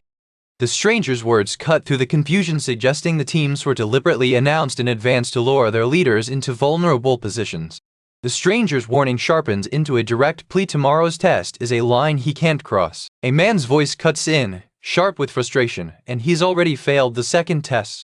A second voice interrupts, quieter but laced with urgency, asking if he should at least bring Yahayan along to the next step. The stranger's words hang in the air before resolving into a sharp command. It has become late in the evening, Master.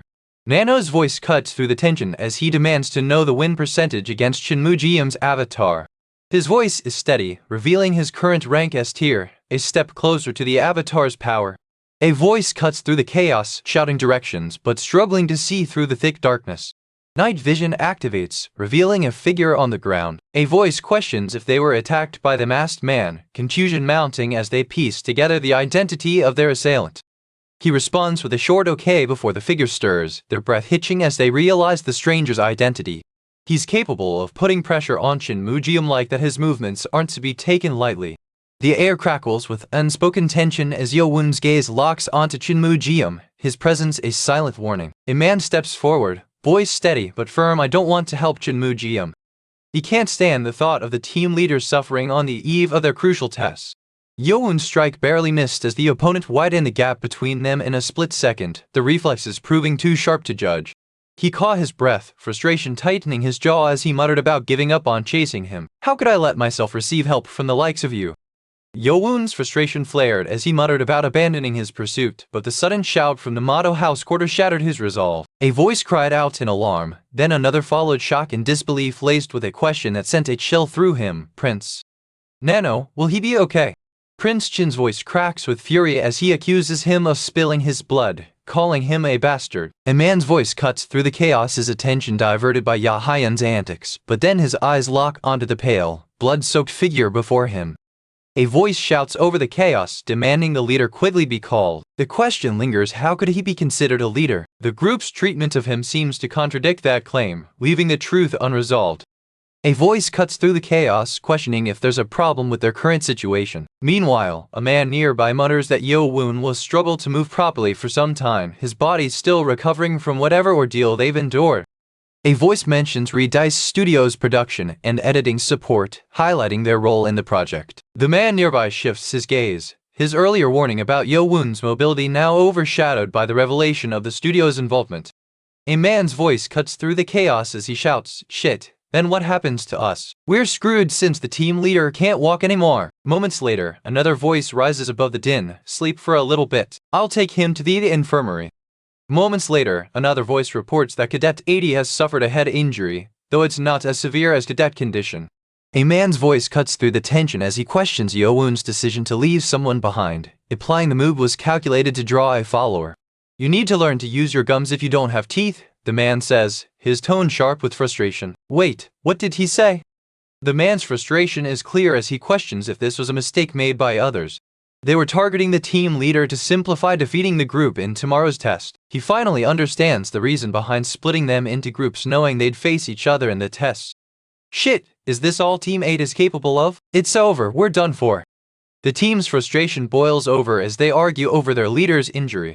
A voice cuts through the tension, demanding to know why Yeo-Woon doubts their authority. They reveal they have his master here, Prince Cheon Yeo-Woon. The accusation hangs heavy, implying Yeo-Woon's true status is being challenged. Before he can respond, another voice questions his identity, calling him the 7th prince. Cadet 38 nods in agreement, their voice steady as they commit to the decision. "Since he didn't back down from a fight with Prince Cheon Moo-jeom, I agree too. There's nothing we can do now since Prince Cheon Moo-jeom isn't here," the speaker admits, "but we'll agree for now." A man beside him agrees, then adds that he had an idea during their formation training that might help them prepare for the upcoming challenge. The team's leader announces their new mission code Reaper scans as they gather in their base. The system's interface flickers as night vision mode engages, flooding their vision with enhanced clarity. The team's leader barks orders as Reaper scans initiates, the LDM protocol syncing with their gear. A voice cuts through the static. "How many times have they been coming to team quarters just tonight?" A second voice responds, sharp and urgent, "Nano, is there anyone still awake this time?"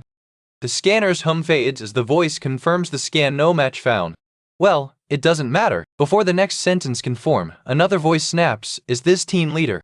The sudden sound of a low growl cuts through the silence. The healer's voice cuts through the tension, asking if they should proceed to the next chamber since their work with Team 7 is complete. Meanwhile, the healer's report about team quarters takes a darker turn. 16 people are unconscious in their barracks, but the numbers don't add up. Nano questions where the one matching the masked individual is, suggesting the missing person might be the one who wasn't here. Yeo-Woon rejects the notion that he must only target the team leader, declaring that retaliation is justified as an eye for an eye and a tooth for a tooth. If he's the leader of Team 8, that means the Spring Clan kid was hurt by someone. They've already understood the test's meaning. Since you've all prepared fairly for the test till now, I hope you'll show good victories fairly. A man standing nearby stares at Yeo-Woon, his gaze lingering on the young man's eyes. Before he can speak, Nano steps forward, his voice clipped as he initiates a body scan. The air grows heavy as the scan reveals Yeo-Woon's physical attributes with clinical precision, each measurement confirming something the stranger already suspected. Before Yeo-Woon can react, the stranger's gaze shifts to the nearby Nano, his tone sharp as he demands details about the scan results. The team leader from the Demon Clan, Cheon Yeo-Woon, steps forward, his formation arranged in a diagonal line. "Don't let them push you back." A man's furious roar cuts through the air. "Come to your senses. It's your loss." The opponent's furious roar echoes through the air as they demand Yeo-Woon come to his senses, but the young man simply kneels, his voice steady as he says surrender. It's not like the opponent was that weak, either. That was pretty boring. The announcer's voice booms over the crowd as they declare team victory and announce the second test results. The team's leader is hailed for passing the challenge, but the atmosphere shifts when the announcer calls out the next competitors. Yeo-Woon's team steps forward, their earlier excitement now muted by a growing unease. "I know you're anxious because the team leader has changed." The words hang in the air before he adds, "I don't want to fall to the bastard who tried to make us face problems by attacking our team leader like a coward. We'll know soon whether he has the ability of a panther, or is nothing more than a stray cat." Yeo-Woon responds with a sharp command to activate Reaper Scan CDH Nano, triggering an augmented reality interface that overlays strategic data onto his vision. Yeo-Woon maintains his command interface as the battle simulation updates in real time. How could he make such a reckless decision from the start? The wedge formation is useless if the leading team leader is weak. He withstood my 10 stars defensive skill. I'm still lacking in Nigong compared to Chunwon Ryeho, but my Wigong enhanced to teacher's level gives me the upper hand. The opponent is pushing him back, warning that the formation will collapse if they don't adjust. He's frustrated, shouting for a change to formation number 1. The opponent commands them to switch to formation number 3, indicating the standard formation is no longer effective. The stranger scoffs, questioning if the same tactic used by the team leader will work on him. They acknowledge his Nigong was impressive but dismiss his overall strategy as poor, calling him out by name. A man scoffs at Yeo-Woon's calm demeanor, dismissing the tactic that once crushed team leader. And the moment you become separated, he sneers, eyes locked on Yeo-Woon.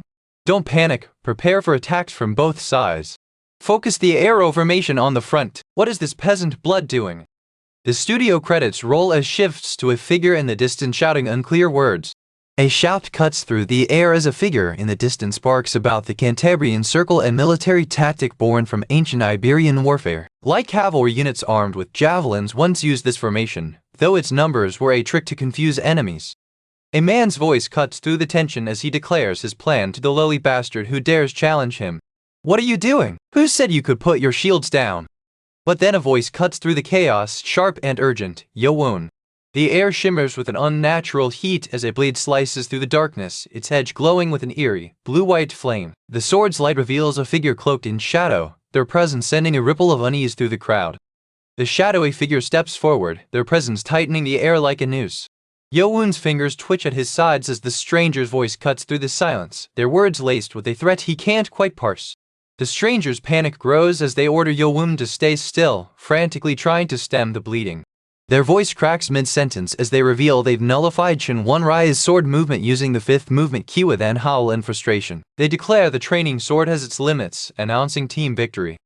The crowd erupts in cheers as Cheon Yeo-Woon finally wields the 7 butterfly connections, even if his Nigong control remains weak. Their eyes widen watching his movements so close to Siab means mastery that the drunkard's own expression shifts with disbelief. A man mutters to himself, wondering if he should have taken Yeo-Woon as his disciple before Siab Ming did. Yeo-Woon lets out a strangled gasp, his voice cracking as he realizes he miscalculated. Yeo-Woon's breath hitches as the realization hits him he misjudged the enemy's strength, and now every member of the opposing team is struggling to stand. I don't know who did such a thing, but I'm thankful. The words hang in the air as the group behind them groans, their legs refusing to obey. We can't do anything because our legs are like this, you bastards. A voice cuts through the frustration, shouting about the arrow formation. The speaker's laughter echoes as they accuse someone of being useless, their limp making the formation pointless. The speaker from before steps forward, their limp betraying their injury as they snap at Yeo-Woon. Yeo-Woon lunges forward, his voice sharp as he shouts about his shield. A man from Reaper Scan's team roars in frustration, their exclamation cutting through the tension like a blade. Yeo-Woon roars a battle cry, his voice cracking with raw effort as he drives his fist forward. A man's panicked shout cuts through the chaos where being pushed back at a nation as the tide of battle turns against them. A leader's roaring command slices through the din, none of them retreat exclamation as clenched fists drive the wounded back, their breaths ragged with desperation. You're next, he growls, his voice a blade slicing through the chaos. They've made quite an annoying enemy, and the test round 3 results show Team 6 defeating Team 7. The studio's name is announced as Han Jung-Yuolye Artistic M Gang Bulgi Redice Studio. The results are posted a list of failed participants and their grades, with Team 5 marked as unsuccessful. A voice cuts in, questioning if the discussion involves the higher clans.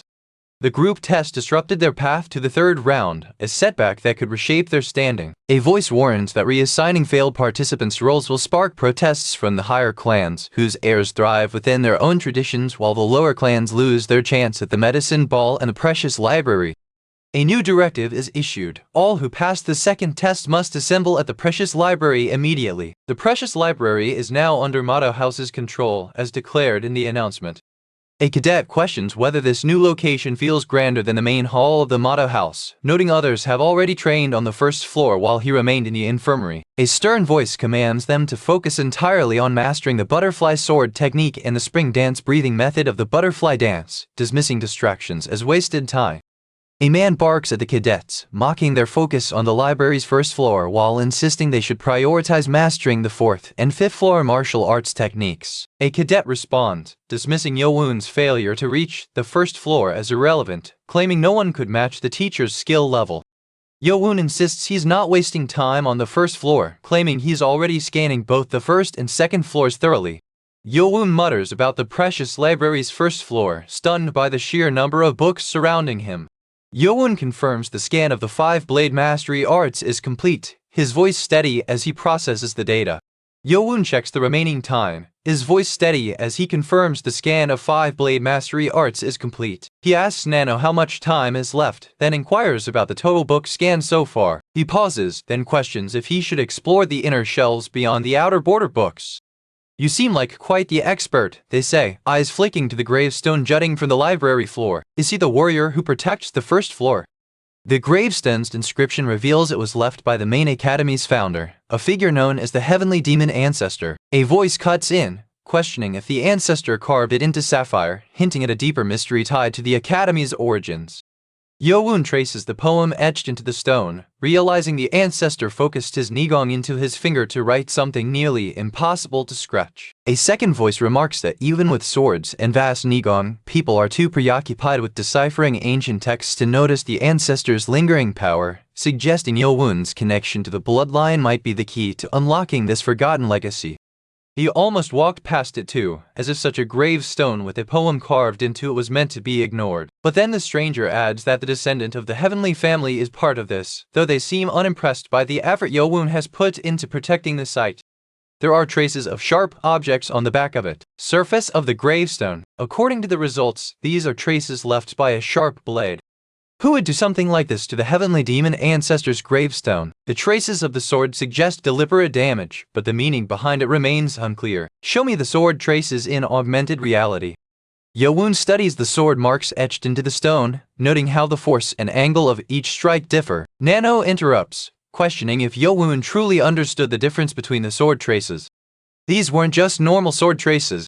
But then this was all fabricated from untold formations. The studio's support echoed through as the credits rolled, revealing the creative minds behind the madness. Yeo-Woon's eyes narrowed as he studied the intricate sword traces etched into the air. I still don't understand the full scope of this technique. Nano, can you analyze these traces and simulate them as an augmented video? Did you even bother reading the books? You saw the stone's back too? Then came the revelation. The Heavenly Demon Ancestor left his sword technique of his epiphany here. As the supervisor exits, the remaining figure hesitates, then places their hand on the cold surface of the stone. The system's analysis completes, setting Diamond as the hardness standard at 10. A second voice questions if the traces match, initiating a simulation of the sword's wear patterns based on stone hardness data. A system voice warns that the conversation isn't supported, questioning if the traces match. The system voice's warning fades as a new message appears, its text flickering with static. Nano, is this one movement? The analysis showed all the formations connected according to your martial arts. Even the butterfly sword technique, made up of 8 formations, took him half a year to master. Nano insists on preserving the movement they just observed, vowing to transfer it later. They admit the messy sword traces nearly obscured a hidden treasure, speculating the owner must be a dangerous enemy. Yeo-Woon reacts to the analysis of 45 meticulously timed sword movements, realizing they weren't traces of a technique, but deliberate, structured motions. Yeo-Woon counts off the movements, 2nd, 3rd, 10th, 20th, 30th. The movements are becoming more and more perfect. The augmented video simulation has finished. A man's voice cuts through the static, asking if the initially saved sword movement and the 45th sword movement from just now can fight against each other through the augmented video. The response is immediate, activating battle mode in the augmented video. The simulation's tension peaks as 2 figures face off, their postures locked in a silent clash. Yeo-Woon's fingers trace the air as he murmurs about the first movement he believed was flawless, but now realizes its formation was subtly off. Is this first floor the only one with a sapphire gravestone? Yeo-Woon barks at Nano, ordering him to prepare as they head toward the 2nd floor of the Motto House Bridges Library. He calculates the time difference between the 1st and 2nd floors, confusion flickering across his face as he notes the extended reading period for the upper level. The Sword Clan's Cheon Yeo-Woon. Roman 4. The other clan heirs didn't even come here because they're overconfident in their own clan's martial arts. He must be a careful guy, seeing as how he's even studying the low-level martial arts. I should be more careful of him compared to the others. A man questions the back of the gravestone, noting its surface is completely scratched with sword traces. He instructs Nano to analyze them as he did on the first floor. Nano confirms the same sword traces from the first floor were found, revealing the first sword technique consists of 24 formations. The other person's sword traces, however, show 56 movements. Yeo-Woon studies the scratched sword markings on the stone, comparing them to the patterns from the first floor. Yeo-Woon expresses anticipation for when the Hyperscan's technology arrives, hoping to transfer those movements directly into his body. Yeo-Woon's frustration boils as he watches the stranger flip through his notes with careless ease. The studio's name, Redice, lingers in the background like an afterthought, almost forgotten. Yeo-Woon lets out a low cluck, his voice rough with disuse as he strains against the invisible barrier. A voice cuts through the tension, counting off the total of 156 books scanned so far. Nano, analyze all the books that were scanned today and save it to the program's data, the speaker demands. Understood, the voice replies, this should be enough. Now the only thing left. The instructor's voice carries through the academy halls, asserting that the original butterfly sword technique ranks among the main academy's top 10 martial arts. Shifting focus, they stress that experience is the true measure of a warrior, recalling how even their own teacher endured countless battles to grasp the art's nuances. Yeo-Woon outlines his next step, stating that testing Nano's augmented reality ability is the final preparation before gaining hands-on experience. As he finishes, a new line appears: Otter Hanjum Muoye Artistic M Gang Bulgi Redice Studio, a cryptic title that hints at an unknown project or initiative. A man nearby mutters that someone must have waited for him, but quickly dismisses the thought as irrelevant. A voice calls out from the Motto House training area, announcing the individual agility drills. The speaker then points out Yeo-Woon's presence as Cadet 7, leader of Team 6 during the second test, and questions why they were searching for him in the first place. The stranger's silence is broken by a sharp question: were they truly the one responsible for crippling the teammates' legs, leaving them helpless in the aftermath of the test? Yeo-Woon's response cuts through the tension as he growls, "Ha, I'm damn busy seeing as how he's emitting such bloodthirst." A second voice snaps back, "Who told you to leave them alone like that?" Tilda the speaker's gratitude is laced with irritation, their thanks directed at a certain someone who intervened. The speaker's frustration boils over as they snap, "He's not reacting to my provocation like that certain someone. This guy isn't weak." A second voice cuts in, sharp and urgent, "I need to face him seriously. He's not even acknowledging me. What's going on?" The stranger's question cuts through the air, accusing him of being the Sword Clan's Cheon Yeo-Woon. Then the man shifts tone, praising their focus as team leaders who passed the second tests. A clan heir bows his head, asking to claim Yeo-Woon first, insisting it will only take a moment. Yeo-Woon's voice cuts through the tension as he accuses the man of daring to look down on him. His feisty defiance sparks a spark in the air, setting the stage for a confrontation neither man is ready to back down from. The stranger's reply is a single word, however, a challenge that tightens the standoff.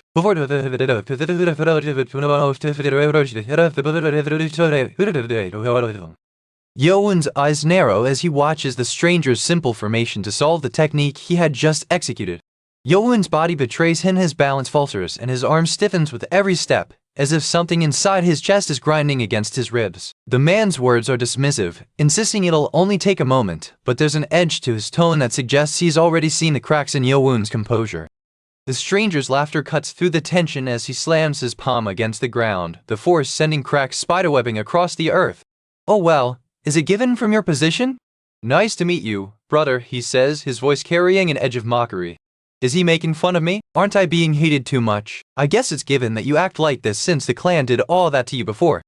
I just wanted our first meeting to be good just because of a reason like that. Well, do you know how surprised I was when you cut off the arm of the Sound Clan's heiress? You're wasting time with nonsense, just tell me your real intentions. The other man's patience is wearing thin as he warns that advancing closer will take longer. The other man's warning cuts off as a new voice interrupts, revealing the production studio's involvement in the project. "Work for our Blade clan. Well, I guess this is something that'd surprise you." Yeo-Woon's mentor demands he swear allegiance to the Blade clan and stand by their side. Did it sound like an order? It's too difficult for you anyway. If you walk the path of the sword, you'll face me, they declare, their voice steady but edged with pressure. You have no chance, he counters, but the other's words twist into an offer. I become your passionate fan. Your bright future is promised if we walk this path together. I'll request something else, he snaps, refusing to accept the strange alliance. You won't be able to handle me, so don't block my way. I'll at least let you hold on to your life, they declare, the threat hanging in the air like a blade. The energy focused on the enemy's hand pulses brighter, the technique's second formation taking shape in the flicker of his fingers. Yeo-Woon's voice cuts through the tension as he questions if this is truly the beginning. That's kind of cool, really? The stranger steps back, their final words hanging in the air. We'll meet again since we're walking the same path, however. A surge of power is being channeled toward the enemy's right hand. Blade Kai? They claim he's not strong enough to endanger their life, yet the way he neutralizes the attack suggests he's already reached full maturity. The stranger scoffs, implying they are on entirely different power levels. With a final glance, they turn away, leaving Yeo-Woon to wonder what comes next. The man's warning cuts through his pride. Don't rush yourself, Cheon Yeo-Woon. The goal isn't to catch up to them. But then Yeo-Woon's blade arcs toward the stranger's right arm, a single strike meant to sever it in one motion. The opponent twists midair, reading the attack before it even forms. His body shifts away from the blade's trajectory. The Kai hums with barely contained power. Yeo-Woon steps into the training room, his gaze sweeping the cramped space. The stranger's voice cuts through the silence, questioning if this is truly the individual training room. The young man's eyes narrow as he realizes the room's dimensions just over 2.5 meters square, too tight to execute his formation techniques properly. Yeo-Woon assesses the thick stone wall surrounding the cramped space, muttering that its density will keep him undisturbed. With a sharp motion, he activates the augmented reality system, projecting the ancient formations from the sapphire gravestone onto the walls in the exact order they were carved. He shifts his focus to the floor, calculating the risks of using the final formation of the butterfly dance. Third, lastly, 56th. You can't master sword technique like this without being completely crazy for swords. The formation he'd been perfecting for 56 tries finally clicks into place, its precision sending a chill through his spine. Then comes the declaration. 3rd, 10th, 56th. He is not just mastering technique, he's rewriting the rules of combat.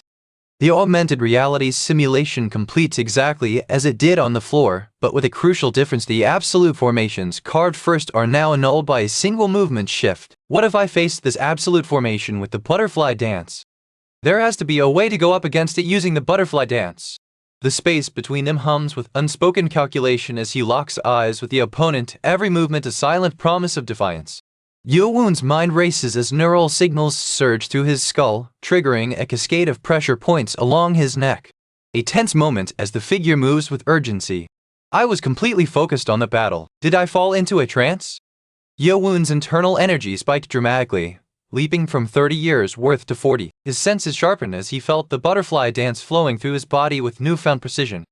Yeo-Woon's internal energy surged past 40 years worth, but the realization didn't stop there. Then came the shock: he could barely shape Kai into a sword, his power still tethered to his lack of internal energy. With 60 years worth of internal energy, the gap between him and Cheon Yeo-Chan would shrink dramatically.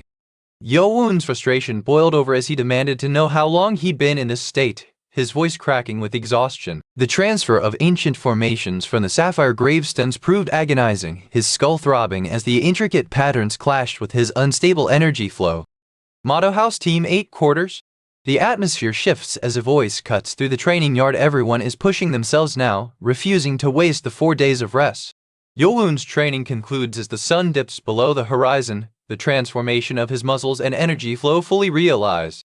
Yeo-Woon exhales sharply as his body adjusts to the transformation, the strain finally easing. The strength surging through his hand feels alien, like he's holding something far beyond his previous limits. It's not just more power, it's a different kind of strength, one that makes the memory of mastering the butterfly dance feel like a distant dream.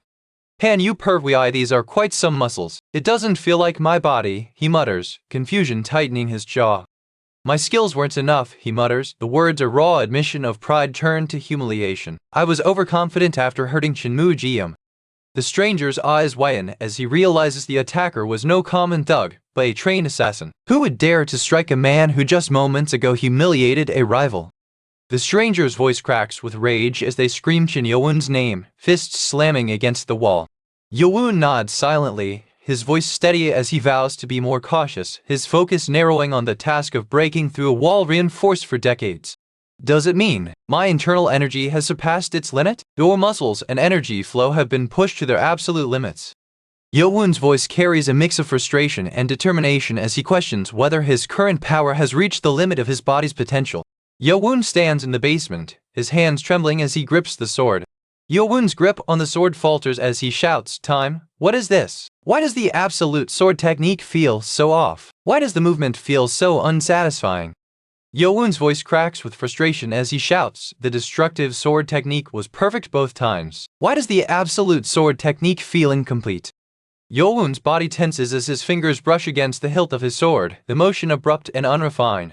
He mutters about energy flow, realizing the final butterfly dance formation couldn't have been executed properly without mastering internal energy circulation. The frustration builds as he accuses the instructor of leaving out the crucial details about energy flow, demanding Nano create an augmented video of the first floor stone's front side to clarify the technique. Yeo-Woon pauses his frustration, focusing on the video data stored through the user's visual records. A voice questions if the script is truly a poem by Liu Bang, not the heavenly demon ancestor.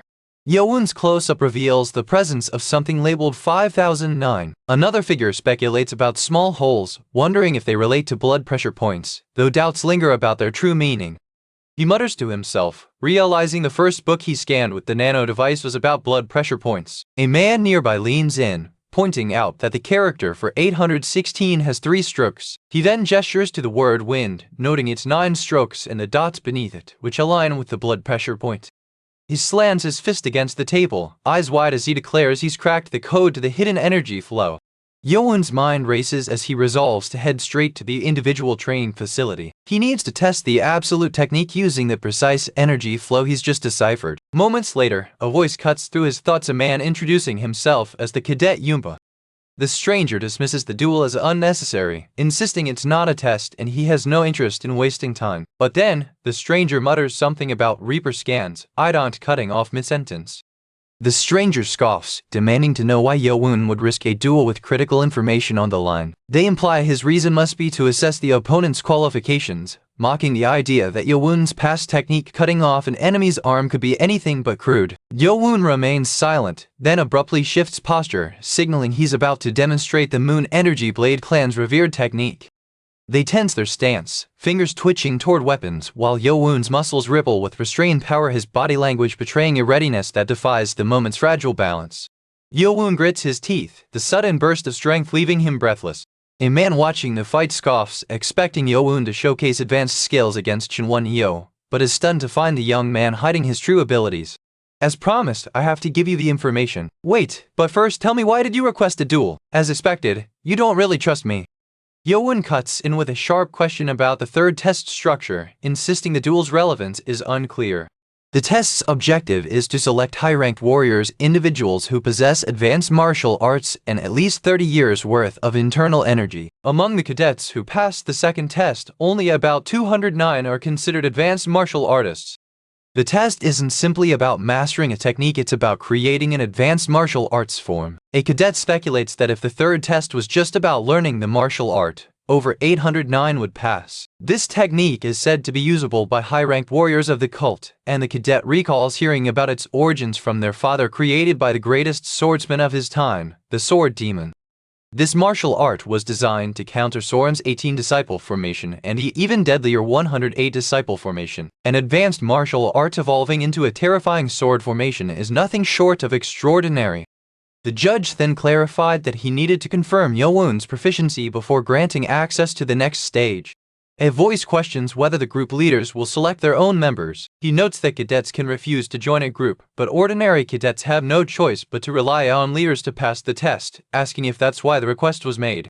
He asserts that gathering members and mastering the sword formation is only the start, insisting that leadership and skill are essential for passing the test. When questioned about being chosen as a group leader, he confidently claims others would select him for his abilities, but the doubt lingers: why was he picked if there are stronger candidates? Yeo-Woon's mentor reveals they were rejected by the Dark Clan and Sword Clan's young masters, who had already filled their ranks. The mentor thanks Yeo-Woon but refuses an offer, their voice sharp with unspoken conflict. Yeo-Woon activates a facial analysis system, its results loading as it struggles to detect deception. A second voice counters that the group's seats are already filled, noting the rising probability of the speaker lying. A voice mocks his decision to avoid the Blade clan, noting he's chasing the same path yet only pursued Dark and Sword clan candidates. Please give me another chance, young master. Yeo-Woon's potential as a group leader is questioned by a companion, their voice trembling with uncertainty. He accuses Yeo-Woon of being useless, his words a blade meant to drive him away. The companion's voice wavers as they admit Yeo-Woon's skills from days past didn't match the level they expected. Their frustration lingers, then they can see that only time will prove whether his recent success was mere chance or genuine ability. A man from Group 8 interrupts, pointing out their group is too small and no one is certain they'll follow Yeo-Woon's lead. The conversation shifts to whether the martial arts books scanned from the library's first and second floors have been fully analyzed. Yeo-Woon confirms he's finished analyzing the 55 beginner martial arts books from the first floor and the 56 intermediate ones from the second. He proposes creating a hologram by replicating a person's Kai patterns and movement style, then reenacting their martial arts techniques. Yeo-Woon's proposal is interrupted by a sharp voice declaring title, Gather 11 Prodigies. The avatar of Cheon Yeo-Woon died from an ink fracture. 4 days ago, he would have been pushed back from that attack. He orders the creation of 10 Cheon Yeo-Woon avatars, each assigned a distinct intermediate martial art to counter the protagonist's evolving strength. 10 Cheon Yeo-Woon avatars. Yeo-Woon's mind races as he braces for simultaneous attacks, instinctively blocking the first wave of strikes. Yeo-Woon grunts in pain as the impact shakes his body, temporarily suspending augmented reality. I'd forgotten how small this place was. Yeo-Woon's head throbs as he staggers, the ceiling pressing in like a vice. Though it's roughly half the size of the individual training facility he's used to, the doorway's immense width suggests it's built for something far greater. Yeo-Woon frowns, questioning how they know he's reached expert level. A man speaks, urging him to ignore distractions and concentrate on training. He asks if he can duel against Seob-Min Sensei's avatar, questioning whether the simulation based solely on the butterfly dance's movements would be possible. The man insists that even using data from a single technique would make Seob-Min more helpful than Cheon Yeo-Woon. The target model is set to Seob-Min's martial arts, and the man notes that the avatar's presence feels far more intense than the previous simulation with Cheon Yeo-Woon's avatar. A man challenges Yeo-Woon's loyalty to his sensei, questioning if he's rebelling against their mentor. Yeo-Woon responds with dry humor, mocking the sensei's status as one of the top 10 martial artists in the demonic clan. He warns that targeting the sensei's weaknesses requires a preemptive strike, setting the stage for a high-stakes confrontation. He blocked my techniques this easily? The stranger staggered back, their breath coming in ragged gasps as the final motion of the 7 dances of the butterfly struck true. A sharp grunt escaped them, followed by a desperate huffing that betrayed their struggle to recover. To think I would be down after a single technique. So this VD's lore is the skill of one of the top 10 martial artists in the demonic cult? The stranger's voice rings out, demanding confirmation. Are you prepared? The stranger's voice rings out, demanding confirmation. Are you prepared? Yeo-Woon's voice rings out, confirming the plan is working. The final movement has begun. Yeo-Woon struggles as a force pulls him back, his voice cutting through the tension. Yeo-Woon grits his teeth as the final sword swing connects, but the wounds on Sensei's avatar are shallow. He steps back, breath ragged, and realizes his sword technique has surpassed Sensei's avatar, yet the gap in martial prowess remains. Yeo-Woon vows to surpass his sensei, beginning with his own avatar. Yeo-Woon curses, admitting he poured everything into yesterday's battle but still managed only to hold his own against 10 Cheon Yeo-Woon avatars. A voice challenges the group, asking if they used their 4-day break wisely, ending with a sharp motto. A voice announces the third test's requirements, revealing that 12 participants must form a coordinated unit. The speaker confirms the intel was accurate, stating the minimum requirement for joining a 12-person formation is possessing advanced martial prowess. He warns that while mastering this skill shouldn't be difficult, the third test will occur exactly 28 days from now. Defeating these martial arts experts? When asked if rankings will determine group leaders, the instructor's response hints at a different selection process, leaving the cadets puzzled about the true criteria. The instructor points to the name tags on the front row instructors, prompting a murmur among the cadets. With 207 students and 17 instructors, 3 are already marked for elimination. The confusion deepens as they debate whether the instructors will use their full power during the test, realizing the yellow tags might mean the instructors won't even employ their special techniques. Using an advanced martial art, they reveal the cadet's hidden intentions, emphasizing that nullifying the Seven Demon Sword requires mastering its intricate sword movements.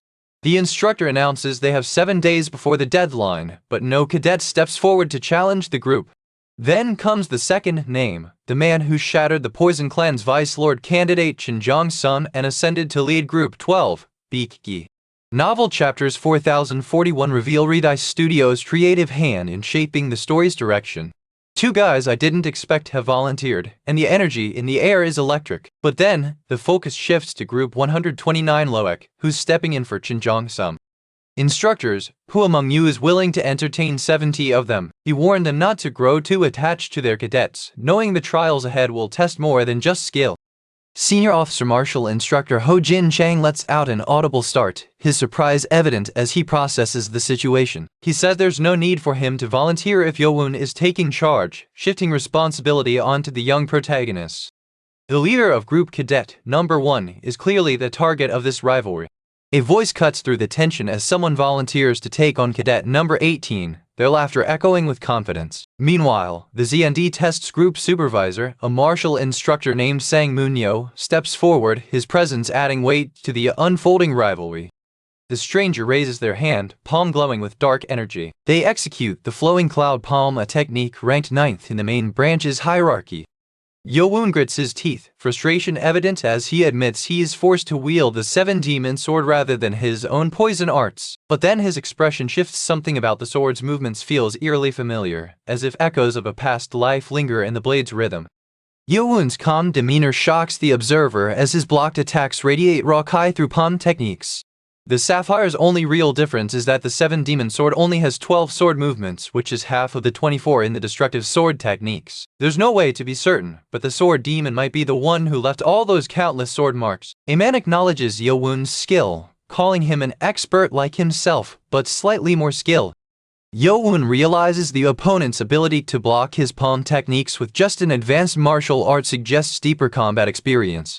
Yeo-Woon launches a right palm technique, but the opponent effortlessly blocks it with a refined martial arts move. The stranger's left hand movement mirrors an earlier technique, leaving Yeo-Woon puzzled as the same sequence repeats with unsettling precision.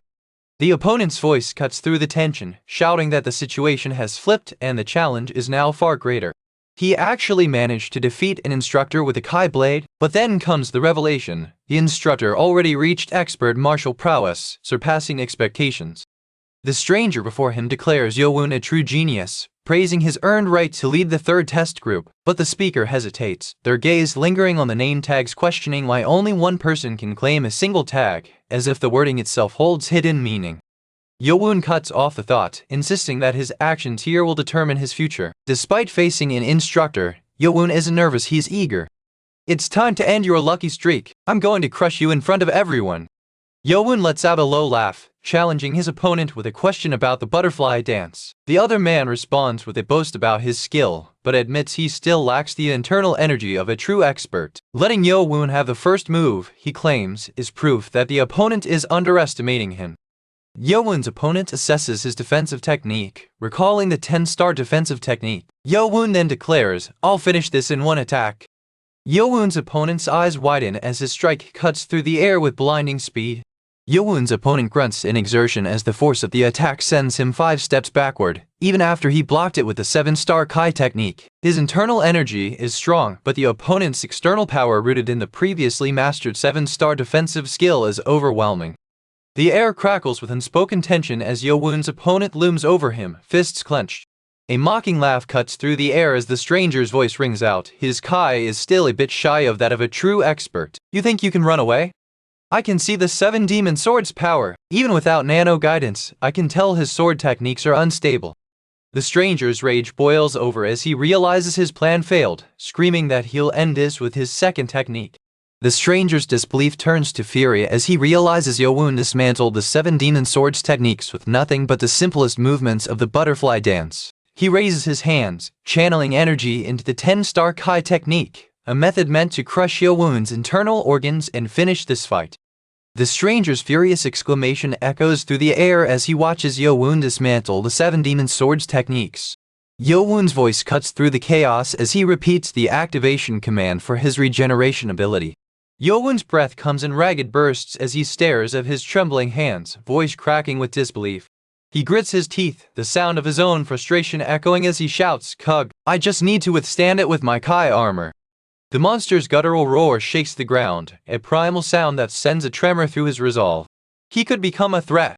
The Seven Demon Sword, a technique born from the Sword Demon's cult, demands mastery of countless plain sword movements. Moments later, the academy director barks orders to carry instructor Sang to the infirmary. The instructor's voice cuts through the tension as they realize Cadet Reckless' attack breached the fortified walls.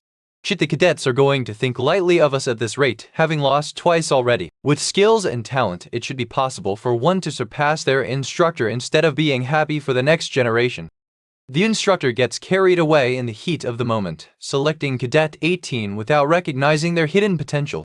The instructor's pride wavers as he realizes the cadet's hidden strength, but he dismisses it as a fluke. Yeo-Woon steadies himself, knowing the senior officer's reputation could overshadow his chances. A man beside him speaks up, acknowledging the cadet's humility while urging both sides to push their limits. A voice cuts through the tension, questioning if this is the same person who smiled moments ago. Yeo-Woon meets the challenge with unwavering resolve, his voice steady as he vows to leave no regrets behind. The stranger's words reveal a fascination with Yeo-Woon's growing mastery, mentioning a new kicking technique and the relentless acquisition of training avatars. A man's voice cuts through the tension as he warns that Yeo-Woon's newfound skills will prove vital if they ever confront Shin Mu-yeon again. A grunt echoes as Yeo-Woon shifts his body, dodging strikes with effortless precision. His back foot is wide open, a glaring weakness exposed in the silent exchange. Yeo-Woon's exposed back foot catches the opponent's gaze, their voice rising in surprise. The credits roll for author Han Jung-Mule and artist M. Gangbul-gi of Redice Studios Chapter 15.1. A sharp cry cuts through the air as Yeo-Woon's opponent slashes wildly, their blade glowing with Kai energy. The attacker's shock is palpable as they realize the young man has forged a Kai blade in mere moments. A man nearby stumbles back, his voice trembling with disbelief as he declares the opponent must be a master. They can't fathom how such a simple sword movement could create a Kai blade so swiftly, especially when the wielder hasn't even tapped into the Seven Demon Swords techniques yet. The instructor's voice cracks as they stare at Yeo-Woon's injured right foot, their confidence crumbling. "You specialize in kicking techniques, but you can't use your right foot now. What will you do? With this much skill difference, it might be a stretch, but I need to try and finish this match in one technique." He's got a fire in his bones, refusing to let his injury slow him down. Even with his right foot sidelined, he's not pulling a retreat. "He's quite the young one," they mutter more to themselves than anyone else. "Was that a feint?" His voice cracks with surprise as he exclaims, "So this kid has also achieved expert prowess." The realization hits hard when he notices the opponent's afterimage, his breath catching as he admits, "I fell for it." The opponent's voice carries a mix of admiration and frustration as they acknowledge Yeo-Woon's skill, their words laced with disappointment. The opponent's voice cracks as they declare, "No, he lost," their frustration boiling over. To go down after just a few techniques? It really is no easy task to face an instructor cadet in Cadet 7. Those were just monsters. A man nearby mutters agreement, suggesting the other instructors are relieved to see him fail. The cough rips through him, a wet sound that echoes in the empty space between the instructor's murmurs. His hands grip his throat as if something inside is burning, but the real shock comes when he lifts his sleeve. His skin has taken on a faint lavender hue, the same tint creeping up his neck like a bruise. Nana's voice cuts through the haze as they order an in-depth scan on Cadet 18, the same cadet who just coughed up blood. Then the instructor's words snap into place. "You will become a group leader." The Black Dragon medicine ball feels like a lifeline, but his mind races ahead to the task waiting beyond its effects. A voice cuts through the tension as the stranger demands to know Yeo-Woon's business with their liege. Before he can respond, the same voice sneers, calling him liege and mocking him as a rascal. The dormitory's quiet is shattered as wife voices a cautious warning. But Yeo-Woon's response cuts through the doubt. A man named Ma Chil-ho Diwang Chun Myung admits his fear, yet vows to gamble everything. Yeo-Woon defiantly confirms his commitment, declaring they will face whatever comes together. A man steps aside, acknowledging Yeo-Woon's martial prowess. "I want to become a fourth member of your group. Do you want to join my group? Since we're 7 short, we'll have to reject 9 of them. I'm an advanced martial artist as a group member, so I shouldn't be a nuisance." Yeo-Woon steps forward, his voice steady as he vows not to hold back. He introduces himself as Cadet 97 of the Gentle Sword Clan, insisting his advanced skill level makes him a valuable asset. He speaks of seeking comrades who will stand by him through every trial, their loyalty unshakable even when the road grows blood-stained. The author's name, Han Jung-Mual, and the artist's studio Guillaume Gangbal Gi flash across like a meta-reminder. His next words reveal a bold plan to overhaul the main branch's foundations, sparking suspicion about his motives and escalating tensions as others question his sanity. He extends an invitation for others to join his cause, framing it as a chance to rebuild the heavenly demonic cult's foundation. Yeo-Woon then reveals his observations of the other Vice Lord candidates, noting something distinctly different about them that sets them apart from the usual contenders. Yet the same ambition that drives him to seek power and glory draws him closer to Yeo-Woon, revealing a shared desire for greatness despite their differing paths. A voice cuts through the air, addressing Yeo-Woon as the future master of 6 swords. Moments later, another voice steps forward, offering to become Yeo-Woon's first sword, pledging service without hesitation. Yeo-Woon, a man from the Golden Gate clan, vows unwavering loyalty to Yeo-Woon, declaring his devotion to the young master. I don't care if you're my liege sword or whatever you call yourself, ha. Today's individual training will focus on agility. A subordinate's voice cuts through the tension, declaring their loyalty to Yeo-Woon with fervor. A man shifts position, his tone sharpening as he warns Yeo-Woon about the imbalance in numbers compared to the Dark Clan's cadet, then abruptly announces they'll train in a different room than the one Yeo-Woon was heading to. A guard's sharp exclamation cuts through the air as he accuses Yeo-Woon of attempting to access restricted training grounds meant for expert cadets. Is there no such thing as humility in the future? A loud grunt cuts through the silence as the video pauses abruptly. A close-up soon tightens on the target's neck, revealing the faintest tremor beneath their skin. Yeo-Woon's face is deathly pale, his eyes swollen with bloodshot redness as dark spots bloom across his neck like bruises. A man leans in, voice low and certain, stating I'm sure of it that whatever he's about to say is cut off by a sudden tremor in Yeo-Woon's throat. The martial instructor leans back, his voice steady as he admits this young man has surpassed the skill level of an average cadet. Across from him, the instructor mutters that Yeo-Woon isn't like Cadet 7, who relied on brute force. The Blade Clan's Vice Lord candidate scoffs, dismissing Yeo-Woon's duel as futile. A man nearby steps forward, handing Yeo-Woon a name tag before ordering him to gather his group members. Yeo-Woon pauses, his gaze drifting toward the restaurant as he murmurs to himself about his next target. The text addresses Cadet 18, mentioning the Vice Lord candidate and referencing a duel against an instructor that left a clear impression. A man mutters about devouring chapters 45-47 of the novel by Redice Studio, his voice low as he scans the pages with hungry intensity. A man is eating and snaps at someone who interrupted him, calling them rude. The stranger, identifying as Reaper Scans, cuts to the chase, impressed by Yeo-Woon's skills, suggests he's a new expert, and questions if he's content with being a group leader or if he wants to climb higher. Yeo-Woon's sharp retort cuts through the air as he reacts to the stranger's bold claim about his status. The Blade Clan bastard's flippant remark lands like a slap, his second attempt to pressure Yeo-Woon into loyalty falling flat. A man interrupts Yeo-Woon's meal with a warning, his voice urgent as he pleads for a moment of conversation. You are not even a candidate from the 6 main clans, yet your arrogance supersedes the 2 guys from earlier. There's a misunderstanding. You threaten me, yet you want 70 gall?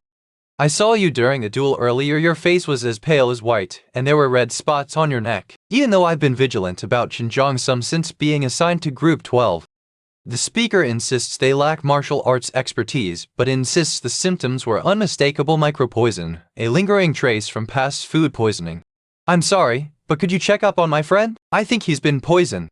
A man in an infirmary barked orders about inhaling smoke through the mouth, warning kids not to do drugs. Yeo-Woon coughed violently, his voice breaking as he shouted about micropoison, but then he pushed back, his tone sharpening as he argued he'd been fine during meditation. Yeo-Woon's coughing fit ended abruptly as a voice cut through the tension, warning that the lungs could be poisoned through food or inhaled as a fine powder during sleep. The accusation landed like a slap. A stranger accused him of sharing a dorm with a poison user. Hee, you're so full of yourself, the stranger sneered. Enjoy your victory for now. So this is what he meant back then, Cheon-Yeo-Woon, that motherfucker. So the symptoms became pronounced for a moment because your lungs were stimulated. A second voice cuts in, nameless but urgent, mentioning Reaper Scans, calm before fading into static. You've been looking for the source of that poison, haven't you? This bloodthirst isn't natural, it's a weapon. You even have a foot injury? You should be cleansing the poison first. You can leave Cheon-Yeo-Woon to me. the man says, his tone cutting. I think Reaper Sensei. The speaker offers a deal if the ability is real, they'll grant him a spot beside Yeo-Woon. I hope you and that crazy bastard from the Poison Clan fight each other to the death. A sudden shout cuts through the tension. Reaper scans, con exclamation, and the speaker freezes, their breath catching as the meaning of the call sinks in. Yeo-Woon mutters to himself about the empty halls of the dorm, the instructor's presence making it an ideal spot for gathering poisonous plants. A sudden laugh rings out as he vows to kill his rival personally before the micro-poison does. The instructor's voice cuts through the dim light, mocking Yeo-Woon's inability to see them due to the weak lantern. A sharp laugh echoes as the stranger accuses him of using micro-poisons, pointing out the red spots on Beak-Gi's neck. The stranger's laughter rings out, mocking Yeo-Woon's realization. The novel chapters -49 are published by Redice Studio, with production and editing support noted in the credits. Yeo-Woon's exclamation cracks the air, his laughter sharp and mocking as he leans in, eyes gleaming with triumph. He steps back, eyes narrowing as a shadow moves at the edge of his vision, the silence between them thick with unspoken threats. The shadow shifts, revealing a figure cloaked in darkness. The cloaked figure steps forward, their movements deliberate as they lift a hand toward Yeo-Woon. The screen cuts to the credits, revealing the author, artist, studio, and chapter details as fades. A man nearby reacts, his voice sharp with disbelief as he demands, "What just happened? Don't be such a little bitch. This bastard, is he actually planning on killing me? You did something you should have never done. Do you know what you've done?" Yeo-Woon's voice cracks with fury as he accuses the stranger of desecrating his mother's memory. The stranger's taunt lingers, "You let your guard down," as Yeo-Woon clutches his side, the pain sharp and sudden. His eyes narrow, fury flaring, when he realizes the stranger's technique didn't just bypass his defense, it shattered it effortlessly. Now Yeo-Woon's breath hitches, his voice raw with pain and rage as he growls, "Oh we damn it. I need to kill him." Yeo-Woon clutches his sigh, his breath ragged as a sharp pain flares through his ribs.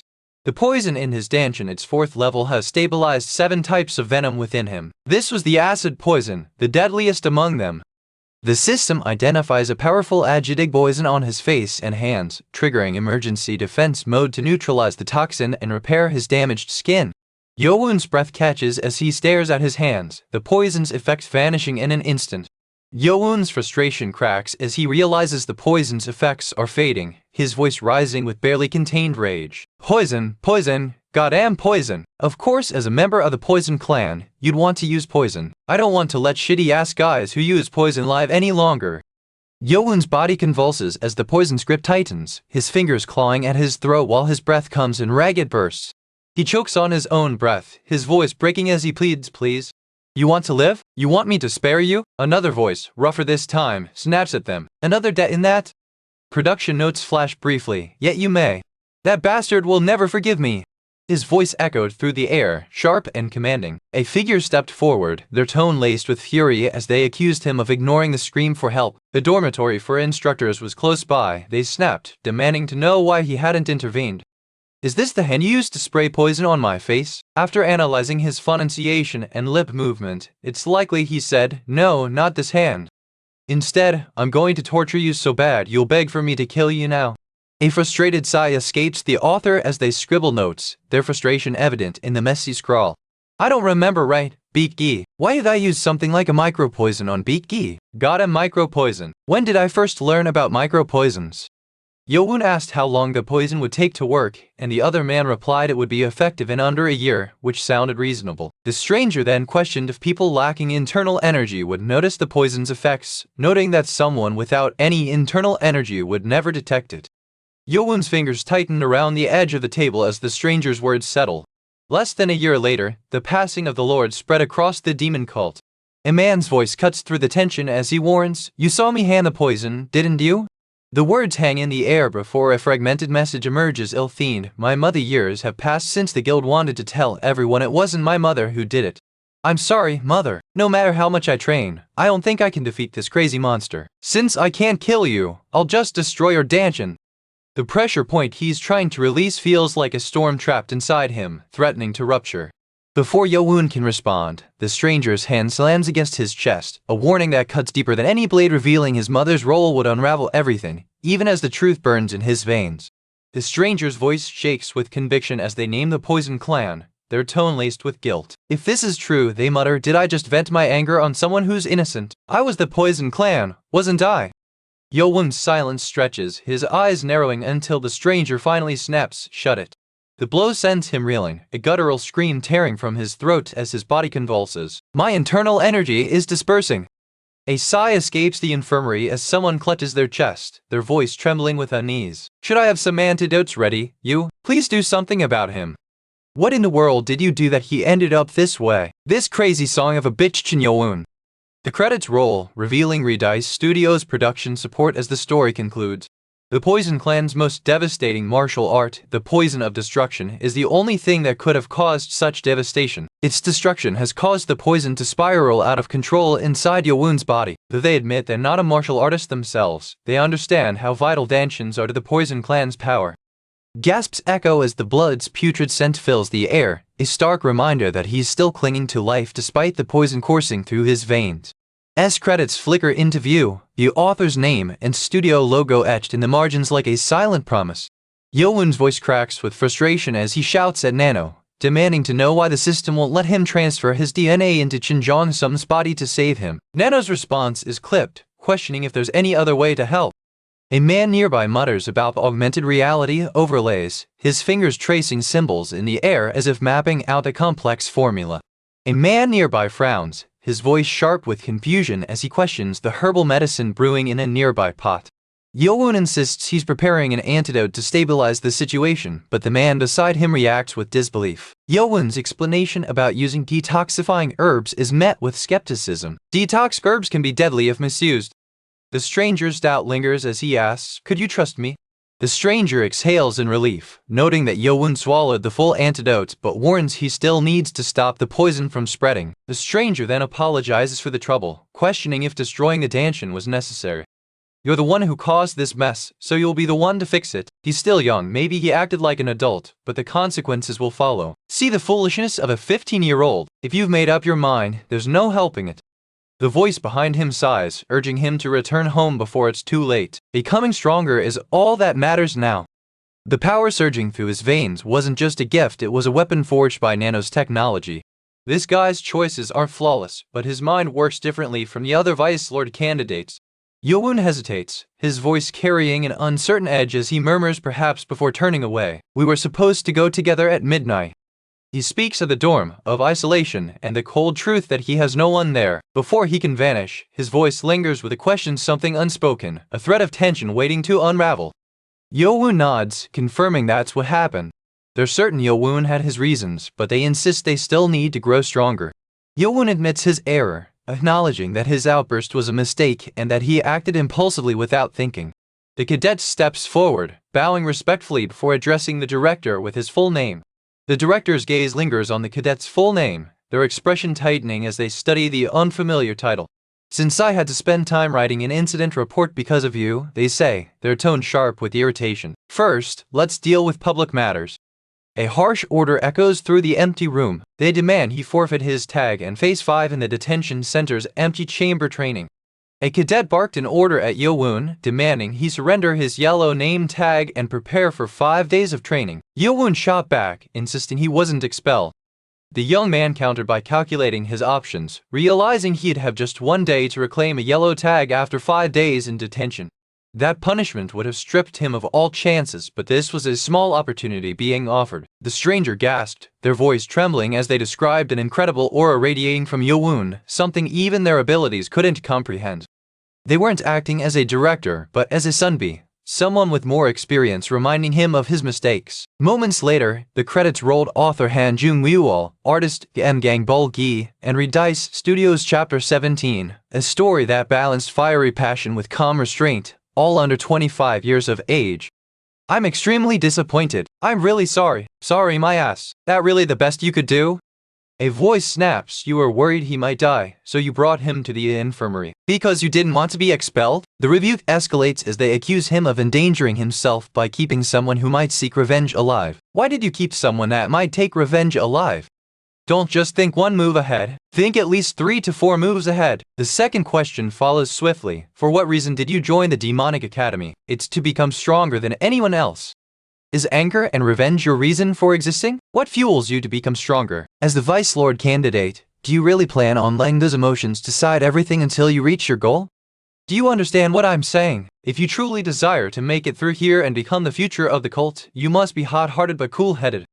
Yeo-Woon pauses, his gaze distant as he murmurs about how revenge against the 6 clans was never meant to be his ultimate goal. A quiet voice cuts through his thoughts. Someone points out his lack of rationality, forcing him to confront the raw emotion driving his actions. "You're not so stupid you can't be reasoned with if you understand your own shortcomings," he says, his words heavy with accusation. Yeo-Woon nods, his expression unreadable as he accepts the director's words. Yeo-Woon moves without hesitation, the detention center's cold walls already looming in his mind. "Your punishment will be publicly announced. I think you mean your former group members, they're just normal cadets now." Cadet 7 shattered Cadet Danshin, stripping him of his martial arts talent and relieving him of his group leader position. Meanwhile, a man mutters that cadet actions are scarier than expected. He questions if the cadet has lost his mind, noting Cadet 4 is from the Poison Clan. The speaker wonders if Cadet 4 has secret supporters, laughing maniacally at the thought. A nearby figure mutters about the chaos, realizing the 3-way rivalry between Cadet 4, the Poison Clan prodigy, and the others is finally over, though the cost of that victory is staggering. But then, a voice cuts through the tension, addressing Yeo-Woon's new status as Swordclan's Vice Lord candidate Cadet 2, Darkclan's Vice Lord candidate Gadget Shinmayan.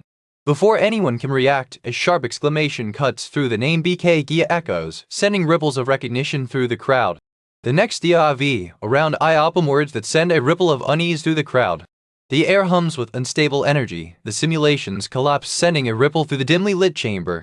He mutters to himself, realizing even the average cadet would collapse in this heat. The space around him is cramped, smaller than the training facility he's used to, but there's a relief in the fact no one is watching him. It's not time for the doors to open yet. And who is this person radiating killing intent? A ripple of Kai telekinesis ripples through the air, sending dust spiraling. The title's mention of Redice Studlow suggests a publishing house or editorial team involved in the light novel's production. The stranger's urgency is met with a sharp reply. "Right away, reported to the chieftain right away." Another voice proposes poisoning his food through the cooks or workers, but the chieftain snaps at the suggestion, recalling how the Poison Clan's downfall 6 years ago was triggered by a similar mistake. A man scoffs at the suggestion of poisoning his food, reminding the group that the Sound Clan would have acted years ago if that were the case. They recall how the Lord's attempts to weaken the 6 clans have been justified through minor infractions, and harming a cadet at the academy would give him a direct reason to target the Poison Clan's chief. The conversation shifts as another voice questions whether they should simply wait for him to leave the academy on his own, hesitating before agreeing that this is the proper course of action. Yeo-Woon announces he will personally confront the Left Guardian, his voice steady with resolve. A man's voice cuts through the tension as he admits his 10-star Kai can't overpower Yeo-Woon's overwhelming skill. The speaker's awe turns to alarm when he realizes the stranger's killing intent is laced with hostility.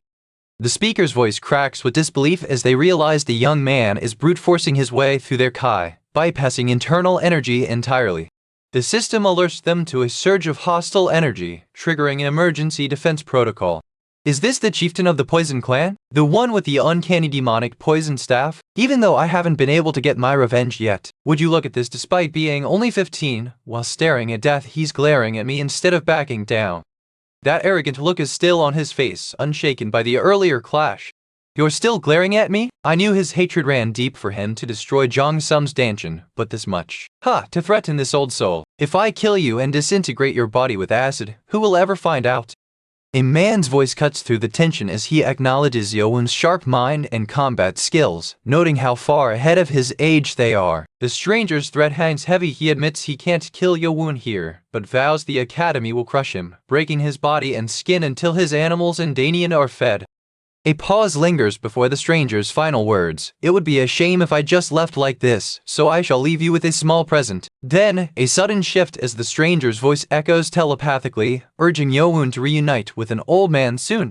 "It's not a lethal poison, but if you mention what I've just fed you to anyone who disregards the rules of the demonic cult and raises suspicion, I will kill you. Until the day we meet again." They're not just arguing over a deal, they're confronting a betrayal, a wound that refuses to heal. "Thank you for granting this old man's wish," the elder rasps, eyes sharp with warning. "Please don't put me in a tough predicament. You only have 4 years to receive protection from the outside."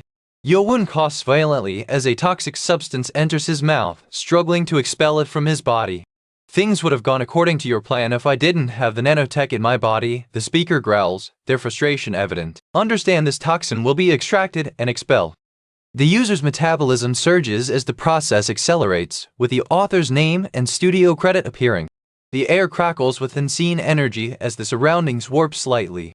Yeo-Woon's breath catches as he realizes his internal energy has surged from 60 years' worth to 90, an unexpected windfall from the demonic poison staff's attack. I got lucky this time, but I swear I'll never be so short-sighted again. Yeo-Woon frowns, his breath hitching as a faint, cold breeze brushes past him. The sound of it feels off, like the walls themselves are shifting. With a bit of digging, he mutters, I should be able to get through it. His fingers brush the edge of his mask, the cold metal grounding him as he mutters, did they block it off on purpose? If that's the case, there's probably something hidden here. A voice cuts through the haze. Nano, deactivate night vision mode. A man's voice echoes, what is this place? Yeo-Woon's voice carries disbelief as he realizes a hidden chamber was concealed within the detention center, likely the exit. But seeing how it's been sealed off, he mutters, this place must no longer be in use. Yeo-Woon's voice carries disbelief as he realizes the strange marks resemble a massive structure dragged through the space. His muttered disbelief turns to awe when a holographic projection materializes, revealing the sapphire monolith's exact placement on the library's first floor. Yeo-Woon's focus sharpens as he orders Nano to analyze the second floor's markings next. But the true confirmation comes when he steps forward. The sapphire monoliths once stood here, their presence undeniable. A sudden tremor shakes the ground as the air crackles with raw energy. Meanwhile, Jang reveals the technique's true status as the strongest sword art ever recorded, linking it to the sapphire monolith's ancient writings. He points to the ground where the holes appear, then gestures toward a rising dragon shape forming in the air. A man nearby tilts his head, questioning the pattern, and Yeo-Woon notices the dragon's form aligns with the number of holes, first 1, then 2, then 3. The heavenly demonic sword art has exactly 24 movements, he says, eyes flicking between the dragon-shaped gaps and the sky. A man beside him frowns, his gaze locked on the rising dragon motif. But why carve the holes in the shape of a dragon? Then he yanks his hood back, revealing his eyes glowing with an unnatural light. This secret wasn't meant to be hidden in darkness, it's a subversion of everything the ancestor left behind. Nano, adjust the light perception in my eyes. But then his gaze drops to the luminous stones scattered across the floor. Tiny etchings pulsed in sync with his heartbeat. He barked orders for the nanoscanner to scan all the writings on the luminous stones. As the digital reconstruction stabilized, he directed the AI to categorize them by their connection to martial arts techniques. Yeo-Woon's breath caught as the AI's analysis revealed a hidden pattern in the luminous stone's inscriptions. A man exclaims, this is what the holes on the stone pillar were referring to. The instructions demand he channel his internal energy through precise blood pressure points while moving in a way that mirrors the sword techniques of the sapphire monolith. The next line sends a jolt through him. The breathing technique requires him to use the exact same movements as the heavenly demonic sword art, a method that defies conventional practice. Yeo-Woon grits his teeth as a voice inside his head orders him to transfer the knowledge about the dragon stones from head to tail into his memory. A voice cuts through the chaos, revealing the author and artist credits as shifts. Title flashes as Yeo-Woon's gaze lingers on the unfamiliar symbol. Nano, how long have I been at this? You've been in motion for 2 hours, what? Yet instead of feeling fatigue, I feel refreshed. It really is faster now. With this faster Kai flow, I can release my Kai much more freely.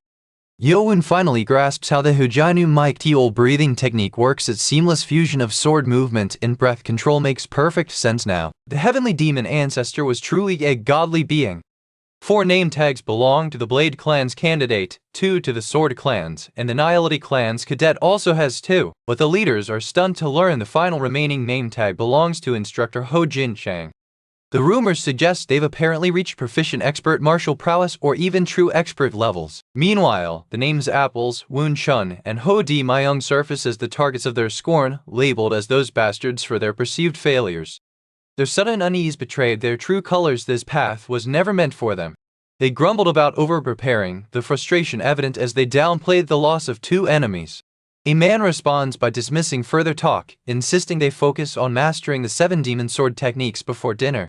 Yeo-Woon turns to face him, the cafeteria's hum fading into background noise. Are you skipping dinner? I normally skip lunch and only eat dinner, he continues, gesturing vaguely toward the group. Although it's temporary, you're the group leader, so I need to protect you. Enjoy your meal. The companion insists you're the group leader and leaves BKG under your responsibility, then challenges if you're allowed to make decisions. They insist Cadet 7 will never be able to eat without interruption once he is out of the training grounds. Yeo-Woon's sudden outburst cuts through the tension as a man nearby reacts with alarm, shouting what's wrong. Yeo-Woon's next exclamation is cut off by a sudden impact, sending him stumbling backward as the stranger's expression darkens. Seeing how they brought wooden swords, Yeo-Woon realizes they were probably waiting for them. You guys are. A man's voice cuts through the tension as he mockingly addresses Yeo-Woon's group leader, taunting him about abandoning his original team. You think I'll just do as you ask? If you don't do as I ask, you might get hurt. That's right, Sense. You son of a bitch! I might be an inept expert, but that's not enough to fight against 30 cadets of advanced prowess. He's likely similar in strength to me. Jong, I'm going to pass the name tag over to you. Yeo-Woon's voice cuts through the tension as he vows to do whatever it takes to keep the group intact, his words laced with urgency about the name tag's critical role in their survival. A man nearby counters with sharp suspicion, warning that the enemy is already using sound telepathy to scheme, and accuses the group of passivity. A man's voice erupts with a guttural roar as the author's name and studio tag flash across. Yeo-Woon's voice cracks with frustration as he shouts into the void, his apology laced with bitterness over abandoning his comrades. A guttural roar erupts from him, raw and unfiltered as the sound of a question, why? Silence stretches, heavy with what's about to break. Is he truly just an inept expert like me? Before he can react, a sharp command rings out, now's your chance. That Baldy has the name tag! Motherfuckers, who are you calling Baldy? Shut the fuck up and go already! Stop there, Baldy! That guy's movement techniques once called weightlessness by Bong aren't fast enough to shake these guys. A man barks orders, demanding the name be passed to him. He shouts for Hyo Bong to keep running, no matter the cost. Yeo-Woon's voice cracks with desperation as he shouts, I know, if I get caught, they'll pulverize me. I need to somehow make it to the cafeteria and let know what's happening. He turns sharply, shouting into the empty air, why isn't anyone chasing me? The speaker urges him to rush to the training facility immediately, their tone sharp with urgency. The words hang heavy. BKG and Ah Jong are locked in combat somewhere nearby, their clash of steel echoing through the chaos. Before he can react, a second voice rasps, so my fears came true, their tone heavy with resignation. The first voice cracks, its tone sharp with disbelief as it shouts BKGI. A man's voice cracks with shock as he shouts, did they knock out Hangula H. John? The next voice snaps back, how dare you do this? A notice appears announcing new chapters, 63-64, published by Redice Studio. The insult cuts through the air, but Yeo-Woon's response is sharper. Yeo-Woon's jaw tightens, but his reply is steady. He thanks them for the help, though his stance never wavers. Yeo-Woon exhales sharply, the tension in his shoulders easing as he realizes they've bought enough time to regroup. It didn't cut very deep, he says, voice steady but his gaze flickering to the ground where a yellow name tag lies crumpled. Yeo-Woon's shout echoes through the chaos as he lunges forward, hands gripping the torn fabric of the yellow name tag. A system message confirms his new name tag as he clutches the torn yellow tag, the words flickering in the air before vanishing. Yeo-Woon lets out a guttural scream as the yellow name tag flares with unstable energy. A man's voice roars accusations, calling him a bastard and claiming Myeong's might is an inept expert who would never stand a chance against him alone. Just as the tension peaks, a new figure steps forward, introducing themselves as Cadet 5. Don't meddle in other people's affairs. Yeo-Woon's voice cuts through the tension as he snarls, you think I really care if you have a few more scarecrows? Shin Yu-chan. A man's voice cuts through the tension as he sneers, you guys lost your yellow name tag. You're not going to be able to get another one, so why don't you just become my subordinate? But then the stranger's words shift, they refused that offer, and that's when you guys dropped in. What if we also gather cadets and do the same thing as them? There is another way. But they still need to believe in their lead, who is putting their faith in the leader's strategy. Is this really our only option? But then another voice cuts in, insisting that something needs to be said. A man questions if there's truly no other option but to recruit more cadets willing to join. A man agrees, acknowledging the need to act beyond relying on their lead's retainers. The morning light breaks over the training grounds as the instructor, Lim Pyeon, steps forward. I wonder if he was able to endure it well. The instructor barked that cadet punishment had ended. The cadets' eyes widened in confusion as they processed the unexpected announcement. This kid, his body is setting that aside. By the way, what happened to your shirt? What is this horrible stench? The air feels thick, like something unseen is pressing against the skin. He mutters, thankfully, they missed the hole I filled in with rocks. So he still hasn't given up. There's one left, and that one is, exactly. Yeo-Woon mutters to himself, realizing others are tracking the cadets he's been avoiding. He hesitates, then snaps at the instructor, demanding immediate action. A man nearby nods sharply, urgency in his posture as he barks orders to move to instructor Ho Jin Chang without delay. VBRIH Wells instructs the cadets to wash first before proceeding, marking the start of chapters 64-65. Yeo-Woon's frustration boils over as he demands to rush to instructor Ho Jin Chang, his voice cracking with impatience. He questions if the young man truly learned nothing from his past mistakes. A man standing nearby scoffs, challenging Yeo-Woon to admit defeat during their spar. He taunts whether the protagonist holds any mercy in his fists, implying the fight is already decided. The author's note reveals this is chapter 19, signed by Han Ju-Mule and artist Gemgang Bulgi of Redice Studio.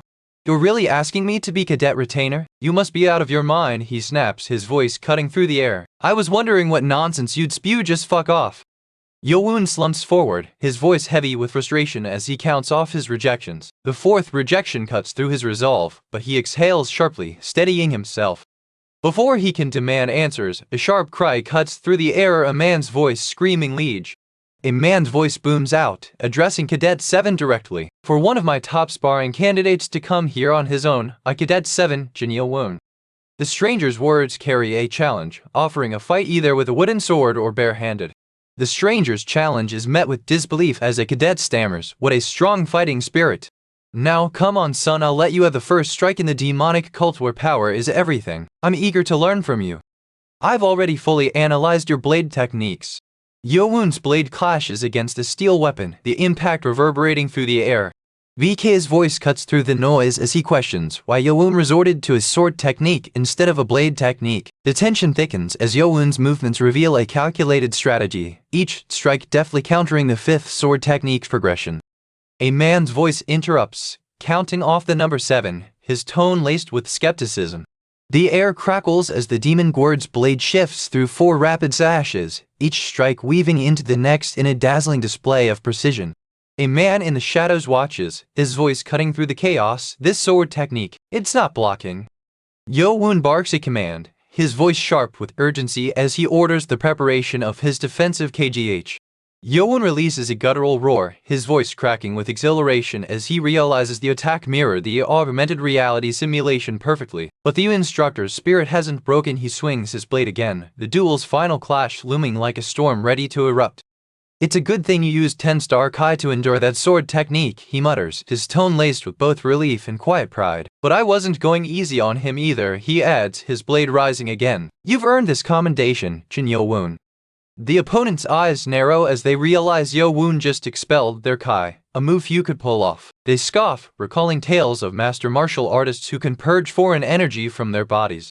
The stranger's grip tightens, their voice sharp with disbelief as they demand to know why he's pulling back his fighting spirit. "Cheon Yeo-Woon, you're the perfect example of someone who improves every day, perhaps. A monster that defies the imagination of the main branch might be born, huh?"